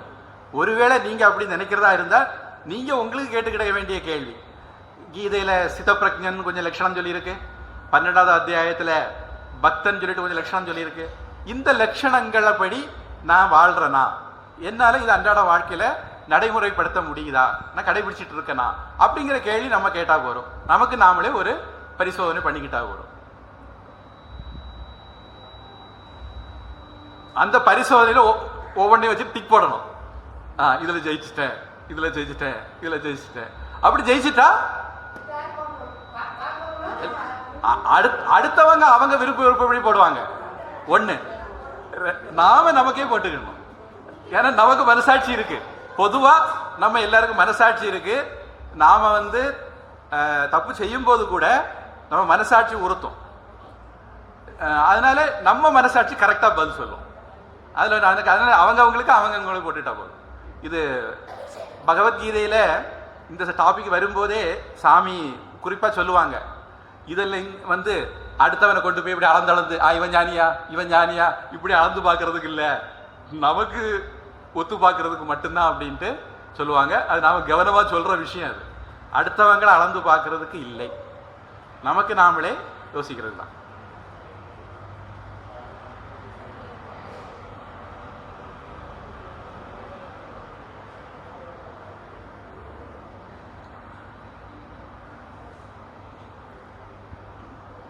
பொதுவா அவர் கேட்ட கேள்வியில ஒரு முக்கியமான விஷயம் இருக்கு. நாம முக்தி அப்படிங்கிறது எப்படி அடைகிறோம் அப்படின்னா, நான் இந்த உடம்பு நம்ம நினைக்கிறோம், எனக்கு டேட் ஆஃப் பர்த் இருக்கு, டேட் ஆஃப் டெத் இருக்கு நம்ம நினைக்கிறோம். இப்படி நிறைய நினைப்பு கூண்டுக்குள்ள நம்ம மாட்டி இருக்கிறோம். இந்த நினைப்பு கூண்டுல இருந்து நம்மளை வெளியே வர வைக்கிறதுக்கு தான் சாஸ்திரம் அல்லது ஞானம். அந்த நினைப்பு கூண்டுல இருந்து நம்ம வெளியே வர்றதுக்கு ஒவ்வொருத்தருக்கும் வேற வேற அளவிலான முயற்சிகள் நேரம் எல்லாம் ஆகும். அதுவரையிலும் நாம இந்த சாதனைகளை தொடர்ந்து பண்ணணும். அப்படி பண்ணணும். ஒரு சின்ன உதாரணம் நான் சொல்கிறேன், ஒரு இப்படி சொன்னால் உங்களுக்கு ஈஸியாக புரியுமா இருக்கும். நான் இந்த உடம்புன்னு நான் நினச்சேன் அப்படின்னா எனக்கு உயரம் குள்ளம் காம்ப்ளெக்ஸ் வரலாம், கருப்பு வெள்ளை காம்ப்ளெக்ஸ் வரலாம், குண்டு ஒல்லி காம்ப்ளெக்ஸ் வரலாம். பளிச்சுன்னு புரிகிற உதாரணம் சொல்கிறேன். ஆனால் இந்த உடம்புங்கிறத வச்சு நமக்கு இன்னும் இதை மாதிரி நிறைய காம்ப்ளெக்ஸ் இருக்கு. இந்த உடம்புக்கு ஜனக்கனா அப்பா இருக்காங்க, இந்த உடம்புக்கு ஜனனி அம்மா இருக்காங்க, கூட பிறந்தவங்க இருக்காங்க. இப்படி நமக்கு இது ஒரு வலை மாதிரி, இந்த உடம்புங்கிற ஒரு உணர்வு இப்படி ஒரு பெரிய வலை மாதிரி இந்த உலகத்தையே நம்மளோட கொண்டு இணைச்சிடும். இப்போ நான் இந்தியாவில் பிறந்திருக்கேன், உடனே நரேந்திர மோடி சொந்தக்காரர் ஆயிடுவார். நான் தமிழ்நாட்டில் இருக்கிறேன்னு உடனே திராவிட மாடல் எனக்கு சொந்தம் ஆயிரும். நான் வந்து பூமியில் இருக்கேன்னு உடனே அமெரிக்க ட்ரம்ப் எனக்கு சொந்தக்காரர் ஆயிடுவார். நான் இந்த உடம்பு அப்படிங்கிறது இப்படி ஒட்டுமொத்த உலகத்தையுமே என்னோட கொண்டு இணைச்சிரும். அதனால இந்த உடம்புங்கிற நான் இந்த உடம்புங்கிற ஒரே ஒரு சிந்தனையே நமக்கு நிறைய காம்ப்ளெக்ஸை கொண்டு வரும். இந்த காம்ப்ளெக்ஸ் எல்லாம் நமக்கு முக்தி அடைந்தால், அந்த முக்த ஞானம் வரும்போது இந்த காம்ப்ளெக்ஸ் எல்லாம் நமக்கு இல்லாமல் போகும். என்ன மற்றவங்க என்ன சொன்னா என்ன, நான் கருப்பாக இருந்தேன் என்ன, வெள்ளையா இருந்தேன், ஒல்லியா இருந்தேன், குண்டா இருந்தானே, இந்த உணர்வு நமக்கு வந்துட்டுதுன்னா அது முக்த நிலைன்னு நம்ம சொல்லலாம். வெளி உலகத்தில் உள்ள எதுவுமே நம்மளை பாதிக்காது. ஆனால் இப்போ நமக்கு சில பேருக்கு ஒரு உதாரணம் சொல்றேன், உங்களுக்கு ஆக்குறதுனால இந்த உதாரணத்தை சொல்றேன். வேற ஒருத்தர் வந்து சாஸ்திரம் எல்லாம் போய் வேதாந்தம் வந்து சும்மா கட்டுக்கதை, யாரோ கொஞ்சம் போய் பைத்தியக்காரன் எழுதி வச்சுட்டான் அப்படின்னு சொன்னா உங்களால கேட்டு போக முடியுமா? பதிலுக்கு அவன் ஆர்கியூ பண்ணி தோக்கடிச்சா விட முடியுமா? முடியாது. ஏன்னா நம்ம ஒரு விஷயத்த அது உண்மைதான். அப்ப அவருக்கு ஒரு நன்மை செய்ய வேண்டியிருக்குல்ல, அவருக்கு ஒரு நன்மை செய்யணும்னு ஒரு எண்ணம் வருது இல்ல நமக்கு. ஆமா, அதனால நம்ம வந்து விவகாரத்தில் இருக்கிறோம். ரமண மகரிஷிகிட்ட போய் யாரோ கேட்டாங்களாம், சாமி சன்னியாசம் எடுத்துக்கங்க அப்படின்னாங்களா. அவர் எனக்கு எதுக்கு சன்னியாசம்னாரா. யோகிராம் சுரத்குமார்கிட்ட போய் யாரோ சொன்னாங்களா, அவர் my father is maintaining the world well அப்படின்னாரா. அங்க அப்பா கடவுளை உலகத்தை ஒழுங்காக தான் வச்சுட்டு நடத்திட்டு இருக்காரு அப்படின்னாரா. அந்த மாதிரி ஒரு நிலையில இருந்து பேச முடிஞ்சதுன்னா அது ஞானமாக மோட்சமாக இருக்கிறதுக்கு வாய்ப்பு இருக்கு. சில பேர் டயலாக் அடிப்பாங்க, அது அவங்க டயலாக் அடிக்காங்களா உண்மையை பேசுறாங்களா அதுக்கு நான் உத்தரவாதம் கிடையாது. அது அவங்கவுங்க மனசாட்சியும் தெரியும், கடவுளுக்கும் தெரியும். ஆனால் இந்த மாதிரி உலகத்தில் நம்ம சுற்றி பல விஷயங்கள் நடக்கும்போது அதனால நாம பாதிக்கப்படாமல் இருந்தால், இப்போ நான் இந்த இடத்துல இன்னொரு விஷயத்தையும் சொல்லிடுறேன். பாதிக்கப்படாமல் இருக்கிறதுங்கிறது வேற, நான் பாதிக்கப்படலை ஆனால் நான் அவங்களுக்கு உதவ முடியும். உதாரணம் சர்வீஸ் பண்றேன்னு வச்சுருங்க, கஷ்டத்தில் இருக்கிற ஆளுக்கு உதவி பண்றேன்.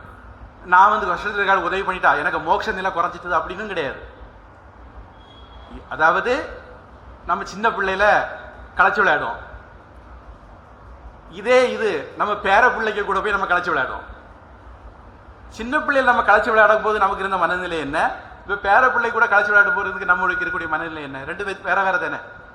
முதல்ல நாம களைச்சு விளையாடுற ஆளுன்னு நினைச்சு இன்வால்வ் ஆகி விளையாடிட்டு இருந்தோம். இப்போ பேரப்பிள்ளை ஜெயிச்சாலும் பரவாயில்ல, நான் ஜெயிச்சாலும் பரவாயில்ல, பேரப்பிள்ளைக்கு கொஞ்சம் என்ஜாய்மெண்ட்டுக்காக வேண்டி நம்ம விளையாடுறோம். இப்ப நம்முடைய அந்த பாவனை வேற. இந்த பாவனை தான் முக்கியம். நம்ம வந்து மற்றவங்களோட பேசுறோமா இல்லையா, விவகாரம் பண்றோமா இல்லையா, மற்றவங்களுக்கு நல்ல அனுமதி அறிவுரை சொல்றோமா இல்லையா, அடுத்தவங்களை திருத்த பார்க்கறோமா இல்லையா, அடுத்தவங்களுக்கு ஆபத்துல உதவி விடுறோமா இல்லையா, இதெல்லாம் வந்து விவகாரத்துல வித்தியாசத்தை கண்டுபிடிக்க முடியாது. அதனாலதான் ஒரு ஸ்லோகமே இருக்கு, கிருஷ்ணோ போகி சுகஹ தியாகி நிருபௌ ஜனக ராகவோ வசிஷ்ட கர்மச்சாரீச்ச ஞானே ஏதே சமானினக. கிருஷ்ணன் போகி, சுகர் தியாகி. ஜனகரும் ராமரும் ராஜாவா இருந்தாங்க, வசிஷ்டர் குடும்பம் நடத்திட்டு இருந்தார். ஒவ்வொருத்தரும் ஒவ்வொரு விதமான காரியங்கள் பண்ணிட்டு இருந்தாங்க. சரி, இதனால இவங்க எல்லாம் ஞானி இல்லைன்னு சொல்ல போறியான்னு கேட்டா, ஞானத்துல இவங்க யாருக்கு இடையில எந்த பேதமும் கிடையாது. அப்ப அதனால வெளி விவகாரத்தை பார்த்து ஒருத்தருடைய ஞானத்தை நம்ம அளக்க முடியாது. அதனால தான் அர்ஜுனன் கேட்ட கேள்வி, சிதப்பிரஜ்ஞஸ்ய காபாஷா சமாதிஸ்தஸ்ய கேசவ சிததி கிம் பிரபாஷேத கிமாசீத விரஜேத கிம். அவன் எப்படி நடப்பான், எப்படி உட்காருவான், எப்படி பேசுவான், என்ன பாஷை பேசுவான், இதெல்லாம் அர்ஜுனன் கேள்வி. ஆனால் கிருஷ்ணனுடைய பதில எங்கேயும் இதுக்கு விட இருக்காது. அவனுடைய நடவடிக்கைகளில் நாம் அதை கண்டுபிடிக்க முடியாது. வெளி தோற்றத்தில் ஞானத்தை அளக்க முடியாது. இப்போ நாம நிறைய பேர் அப்படியா கிளம்பியிருக்கோம். ஞானத்தை தோற்றத்தை பார்த்தே கண்டுபிடிச்சிடலாம். பின்னாடி ஒரு ஒளிவட்டம் இருக்கும், துணியெல்லாம் நல்ல தாடி மீனமா இருக்கும், ஜட முடியெல்லாம் இருக்கும். நான் உங்களுக்கு போன கிளாஸ்ல என்ன சொன்னேன்னு நினைக்கிறேன். ஒரு ஆள் வீட்டுக்கு போயிருந்தேன். அவர் என்கிட்ட சொன்னா, முன்னாடியெல்லாம் நான் மதுரான் சாமிகிட்ட வந்து போயிட்டு இருந்தேன். லட்சுமிபுரம் சாமியை பார்த்தேன். பார்த்த பிறகு நான் மதுரான் சாமிகிட்ட வரதில்லை.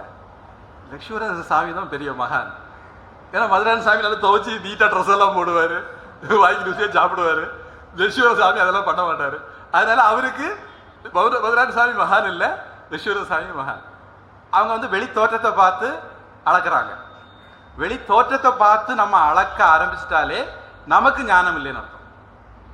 அவர் எந்த ஒரு ஆளை பார்த்தா நம்ம மனசுக்கு ஒரு சந்தோஷம் வருதோ, உங்களுக்கு சில பேரை பார்த்தா ஒரு சந்தோஷம் வரும், அந்த ஆளுக்கு முன்னாடி இருக்கும்போது ஒரு நிம்மதி இருக்கும். அதுலேயே நீங்கள் அளந்துடலாம் அந்த ஆள்கிட்ட என்னவோ ஒரு ஸ்பெஷல் இருக்கு. அவருடைய சாநித்தியத்தில் உங்களுடைய பொறாமை, கோபதாபங்கள், விருப்பு வெறுப்புகள் எல்லாம் மாறும். பொதுவாக நமக்கு இதை தான் புராணங்கள் எல்லாம் காட்டுவாங்க. ரிஷிகளுடைய ஆசிரம வளாகத்தில் ஒரே குளத்தில் மானும் புலியும் தண்ணி குடிச்சிட்டு இருக்கும். அப்படி சொல்றதுக்கு அர்த்தம் வந்து கவிதை நயத்துக்காக வேண்டி இல்லை. அவர்களுடைய சாநித்தியத்தில் அவைகளுடைய பகை உணர்வும் மறைஞ்சு போகும். அதனால இது ஒரு நல்ல வலுவான ஒரு ஸ்கேல். யாருக்கு சாநித்தியத்தில் நமக்கு மனசுல ஒரு சாந்தம், நிம்மதி உருவாகுதோ அந்த ஆள் ஒரு மகானா இருப்பார். இதுல இன்னொரு விஷயம் இருக்கு, அதுவும் சொல்லிடுறேன். சில பேருக்கு சிலரோட டியூன் ஆகும். வெள்ளிமலை சாமி ஊரெல்லாம் சுத்திக்கிட்டு ஷீர் பவானி அமர்நாத்தில் போனாராம். போன போது அவருக்கு ஒரு அனுபவம் வந்துதான். விவேகானந்த சாமி அதே மாதிரி ஷீர் பவானியில் ஒரு அனுபவம் சொல்றாரு. இந்த மாதிரி சில பேருக்கு சில இடங்கள்ல அந்த ஒரு அனுபவம் வரும். சில மகாத்மாக்கள் கிட்ட வரும். அதே மகாத்மா கிட்ட இன்னொரு ஆளுக்கு வராது. இப்போ உங்களுக்கு ஒரு மகாத்மாட்ட அந்த உணர்வு வந்ததுன்னா உங்களுக்கு அவர் தான் குரு, உங்களுக்கு அவர் தான் தெய்வம். இன்னொரு ஆளுக்கு வரலைன்னா அவருக்கு அவர் தெய்வம் இல்லை, அவருக்கு அவர் மகாத்மா இல்லை, அவ்வளோதான். அவருக்கு அந்த ஆள் வரக்கூடிய ஆள்கிட்ட அவர் போய்க்கலாம். ஆனா இந்த மாதிரி ஒரு வித்தியாசமும் வரும். அது அவங்க ரெண்டு பேருடைய மனசு ஒத்து போகிறது, வேவ்லேருந்து ஒத்து வரும். நம்ம ரேடியோவில் ஸ்டேஷன் பிடிக்கும்போது குறிப்பிட்ட நம்பரில் வரும்போது அந்த குறிப்பிட்ட ஸ்டேஷன் பிடிக்கும். அதே மாதிரி நம்முடைய மனசும் அவங்களுடைய மனசும் அந்த ஒத்து போகிறது கணக்கு. அதனால் உங்களுடைய மனசு யாருக்கிட்ட அந்த ஒரு விருப்பு வெறுப்பு இல்லாத நிலையை அடையுதோ, காமக்ரோதங்கள் எல்லாம் உங்களுக்கு குறையுதோ, நிம்மதி வருதோ, ஒரு ஆனந்த உணர்வு வருதோ, அவர் உங்களுடைய குருவா இருப்பார், அவர் உங்களுடைய மகானா இருப்பார். அப்படி நீங்க முடிவு பண்ணிக்கலாம். இதுவும் எல்லாருக்கும் ஒரே மாதிரி இருக்கணும் கிடையாது.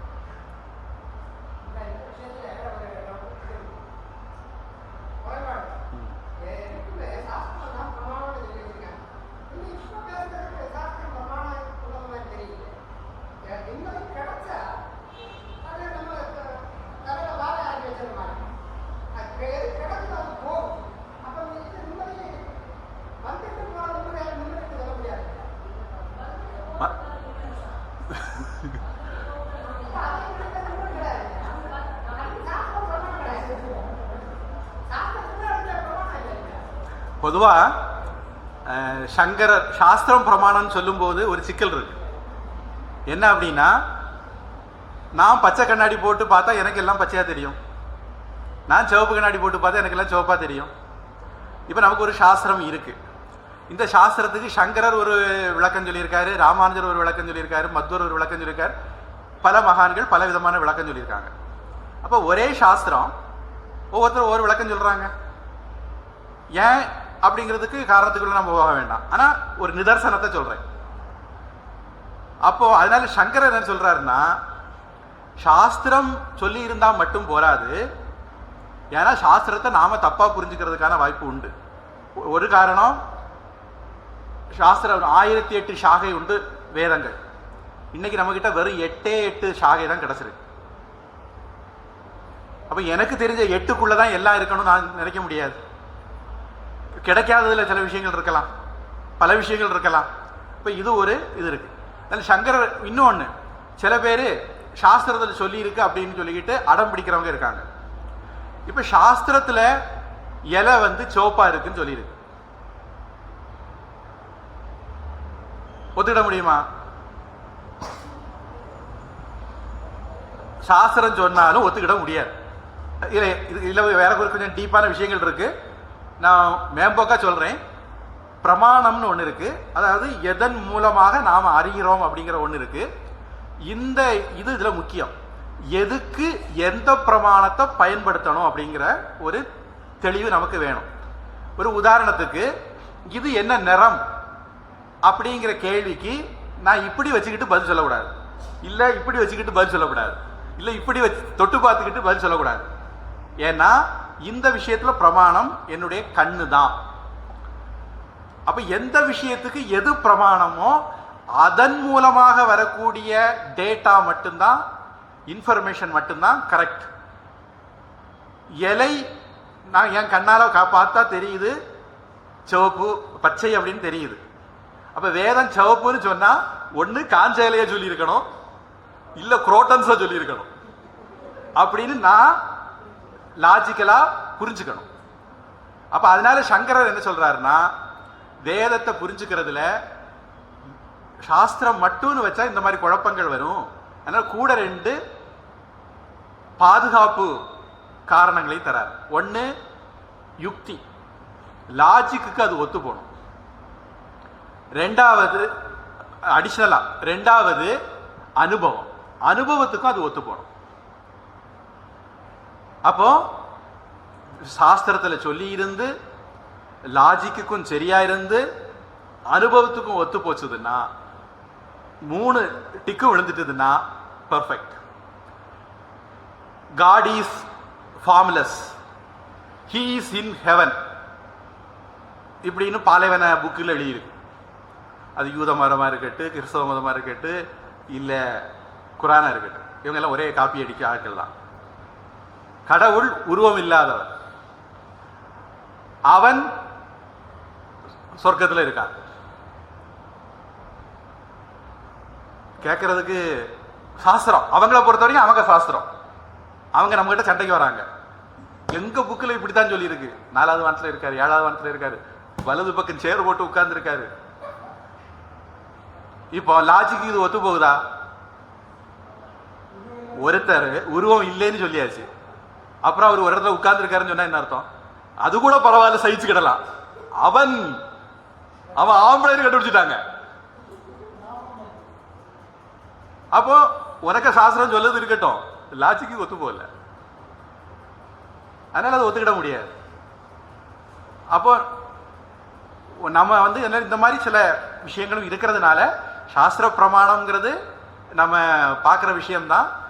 ஆனால் மகான்கள் சாஸ்திரங்களை எழுதுகிறவர்கள், சாஸ்திரம்னா என்னது, வேதம்னா என்னது, ரிஷிகள் சொன்னது இல்லையா? அந்த ரிஷிகள் யாரு? அவர்கள் அனுபவத்தினால தெரிஞ்சதை எழுதி வச்சாங்க. இப்போ தாடகையை கொல்லணும், ராமரை கொண்டு விட்டுருக்கு, போற வழியில அவ வாரா, விஸ்வாமித்திரர் சொல்றாரு அவளை கொல்லுப்பா அப்படிங்கிறாரு. ராமர் சொல்லுவாரு, சச்ச மனுஸ்மிருதியில சொல்லியிருக்கு பொம்பளைய கொல்லப்படாதுன்னு, என்ன நான் கொல்ல மாட்டேன் அப்படின்னு. அப்போ விஸ்வாமித்திரர் சொல்றாரு, இல்லப்பா அவ பாக்குறதுக்கு தான் பொம்பளை, நடைமுறைகளில் செயல்பாடுகள்ல ஒரு பொம்பளை கிடையாது, அதனால அவளை நீ கொல்லணும் அப்படின்னு சொன்ன உடனே ராமர் பதில் சொல்றாரு, சாஸ்திரத்துல இல்ல, அதனால நீங்க ரிஷி சொல்றீங்க, ரிஷி வாக்கு தானே சாஸ்திரம், அதனால நான் கொல்லு அப்படின்னு சொல்லுவார். அதனால ரொம்ப பழைய காலத்துல இது இப்போ பாலைவன மதத்துல இது ஒரு பிரச்சனை. அது எங்க புக்ல பரதா போட சொல்லியிருக்கு, புர்கா போட சொல்லியிருக்கு, அதனால இந்தியாவிலேயே நீங்க பரதா போட்டாகணும். அவங்க நாட்டில் பரதா போட சொன்னதுக்கு காரணம், வெளிக்கு போகும்போது முகமது நபிக்கு பொண்டாட்டி போறத ஒருத்தன் பார்த்துட்டா யாரு போறான் அவன் கண்டுபிடிச்சிடக்கூடாது, முகமது நபி பரதா போட சொன்னார். இது பைபிள்ல இருக்குது. இதுதான் பரதாக்கு பின்னாடி இருக்கிற ரகசியம். இதுதான் ஒரிஜினல் காரணம். இது ஒரு முஸ்லீமே சொல்லி நான் கேட்டது. ஆனா இன்னைக்கு அது இந்தியாவில் ஒவ்வொரு பள்ளிக்கூடத்திலையும், என்னுடைய சின்ன பிள்ளையில எல்லாரும் ஃப்ரீயா போயிட்டு இருந்தாங்க. இன்னைக்கு உங்க சுத்தி இருக்கக்கூடிய முஸ்லீம்களை நீங்க பாருங்க, எல்லாம் சாக்கு மூட்டையில மூடிட்டு போகுது. காரணம் என்னது? எங்க சாஸ்திரத்துல சொல்லியிருக்கு. அதனால சாஸ்திரத்தை சொல்லியிருக்குன்னு சொல்லிக்கிட்டு எவ்வளவு முட்டாள்தனமான காரியங்களையும் உலகம் சொல்லக்கூடும். அதனால சங்கரருடைய இந்த ஸ்கேல், இந்த இது ரொம்ப புத்திசாலித்தனம். சாஸ்திரத்தை சொல்லியிருந்தா போறாது. இந்தியா வெப்ப நாடுப்பா, கொஞ்சம் லூஸான ட்ரெஸ்ஸாக போடணும், பருத்தி துணியாக போடணும், முடிஞ்ச வரைக்கும் துணி குறவாக போட்டாலும் பரவாயில்ல, அது காந்தியடிகள் மாதிரி இருக்குது கூட உத்தமம் தான் அப்படின்னு. அது இந்த நாட்டுக்கு தான் உகந்தது. அதனால் லாஜிக்காக அப்ளை பண்ணணும், அனுபவத்திலையும் நாம் பார்க்கணும். எல்லாத்துக்கும் சரி வந்தால் தான் அதை இது பண்ணணும். அதனால் மகான்கள் அப்படிங்கிற விஷயத்தில் ஒருத்தர் மகானா இல்லையாங்கிறதுல நமக்கு கருத்து வேறுபாடு இருக்கலாம். யார் ஒருத்தருக்கு அவர் மகான் தோணுதோ அவரை கும்பிட்டுட்டு போறாரு, அவர் சொன்னபடி நடந்துட்டு போறாரு. நமக்கு எனக்கு கெட்டு போச்சு. நீங்க உங்களுடைய மகானை, உங்களுடைய குருவை கண்டுபிடிக்கிற வரைக்கும் தேடிட்டு இருங்க. யார் கண்டுபிடிச்சாச்சோ அவர்களுக்கு அவங்களுடைய பூர்வஜன்ம புண்ணியமா இருக்கலாம். அவங்களுடைய குரு, அவருடைய மகான் அவங்களுக்கு தெரிஞ்சாச்சு, அவங்க அந்த வழியை பின்பற்றுறாங்க, வாழ்க்கையில் முன்னேறிடுவாங்க. ஸ்ரத்தாவான் லபதே ஞானம்.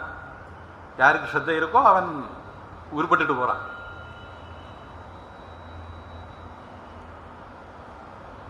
அதனால சாஸ்திரம் மட்டும்னு சொன்னா அதில் பழைய சிக்கல் இருக்கு, கவனமா இருக்கணும்.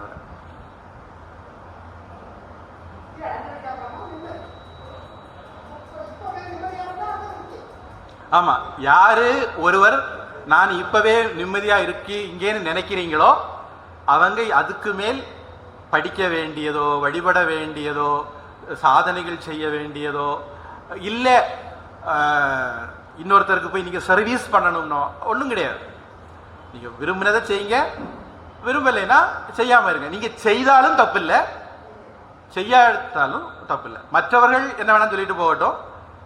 ஆனால் யாரும் ஒருத்தனுக்கு அந்த ஒரு பக்குவம் அல்லது பாவனை மனநிலையை அடைஞ்சிட்டானோ எல்லாம் கடவுளுடைய லீலை. இந்த உலகம் ஒரு விளையாட்டு மைதானம் அல்லது உலகம் ஒரு நாடக மேடை. என்னென்னமோ நடக்குது, நம்ம வந்திருக்கிறோம், நம்ம சாட்சியாக பார்த்துக்கிட்டு போயிட்டே இருப்போம். நமக்கு சரீரம் இருக்குது, அதனால ஏதாவது நமக்கும் வரும், அது சரீர தர்மம், அது நம்ம ஏற்றுக்கிடுவோம். அப்படிங்கிற இதில் இருந்துட்டான்னா அவனுக்கு எந்த கடமையும் கிடையாது. தஸ்ய தாவதேவ சிரம் யாவன் விமோக்ஷிய அப்படின்ட்டு உபனிஷத் சொல்லுது. அவனுக்கு அந்த ஞானம் வர்றது வரைக்கும் தான் விஷயங்கள். சரீரம் இப்போ சுவிட்சை அணைச்சிட்டாலும் ஃபேன் ஓடிட்டு இருக்கும். ஆனால் நீங்கள் ஞானம் அடைஞ்சிட்டாலும் உங்களுடைய சரீரம் பிராரத்தத்தை அனுசரித்து போயிட்டு இருக்கும். அந்த பிராரத்தை அனுசரித்து அதை ஏதாவது செய்யலாம், செய்யாமல் இருக்கலாம். அதை பற்றி எதுவுமே இல்லை. இதை பெரியவங்க இதை சொல்லியும் வச்சுருக்காங்க. ஞானம் அடைந்த பிறகு ஒருவன் அவன் செய்கிறான்னா செய்யலாம், செய்ய வேண்டாம்னா செய்யலாம், அவன் செய்தாலும் செய்யலைனாலும் அதை பற்றி ஒன்றுமே இல்லை அப்படின்னு அதுவும் சொல்லியே வச்சுருக்காங்க பெரியவங்க, ஆராய்ச்சி பண்ணியிருக்காங்க. இருக்கிறவங்க யாரு நான் முக்தனாக இருக்கிறேன் அப்படின்னு நினைக்கிறாங்களோ அவங்க அப்படியே இருங்க. யாரு இல்லை எனக்கிட்ட கொஞ்சம் குறைபாடுகள் இருக்கு, நான் இன்னும் இம்ப்ரூவ் ஆகணும், என்ன இம்ப்ரூவ் பண்ணணும்னு நினைக்கிறாங்களோ அவங்கள இம்ப்ரூவ் பண்ணிக்கிங்க. நீங்க தான் உங்களுக்கு நீதிபதி. நானும் கிடையாது, உங்களை சுற்றி இருக்கிற யாரும் கிடையாது. உங்க மனசாட்சி உங்களுக்கு சொல்லக்கூடியதான் உங்களுடைய பதில். ஆனா மனசாட்சி ஒரு நாள் ஏமாத்தாது.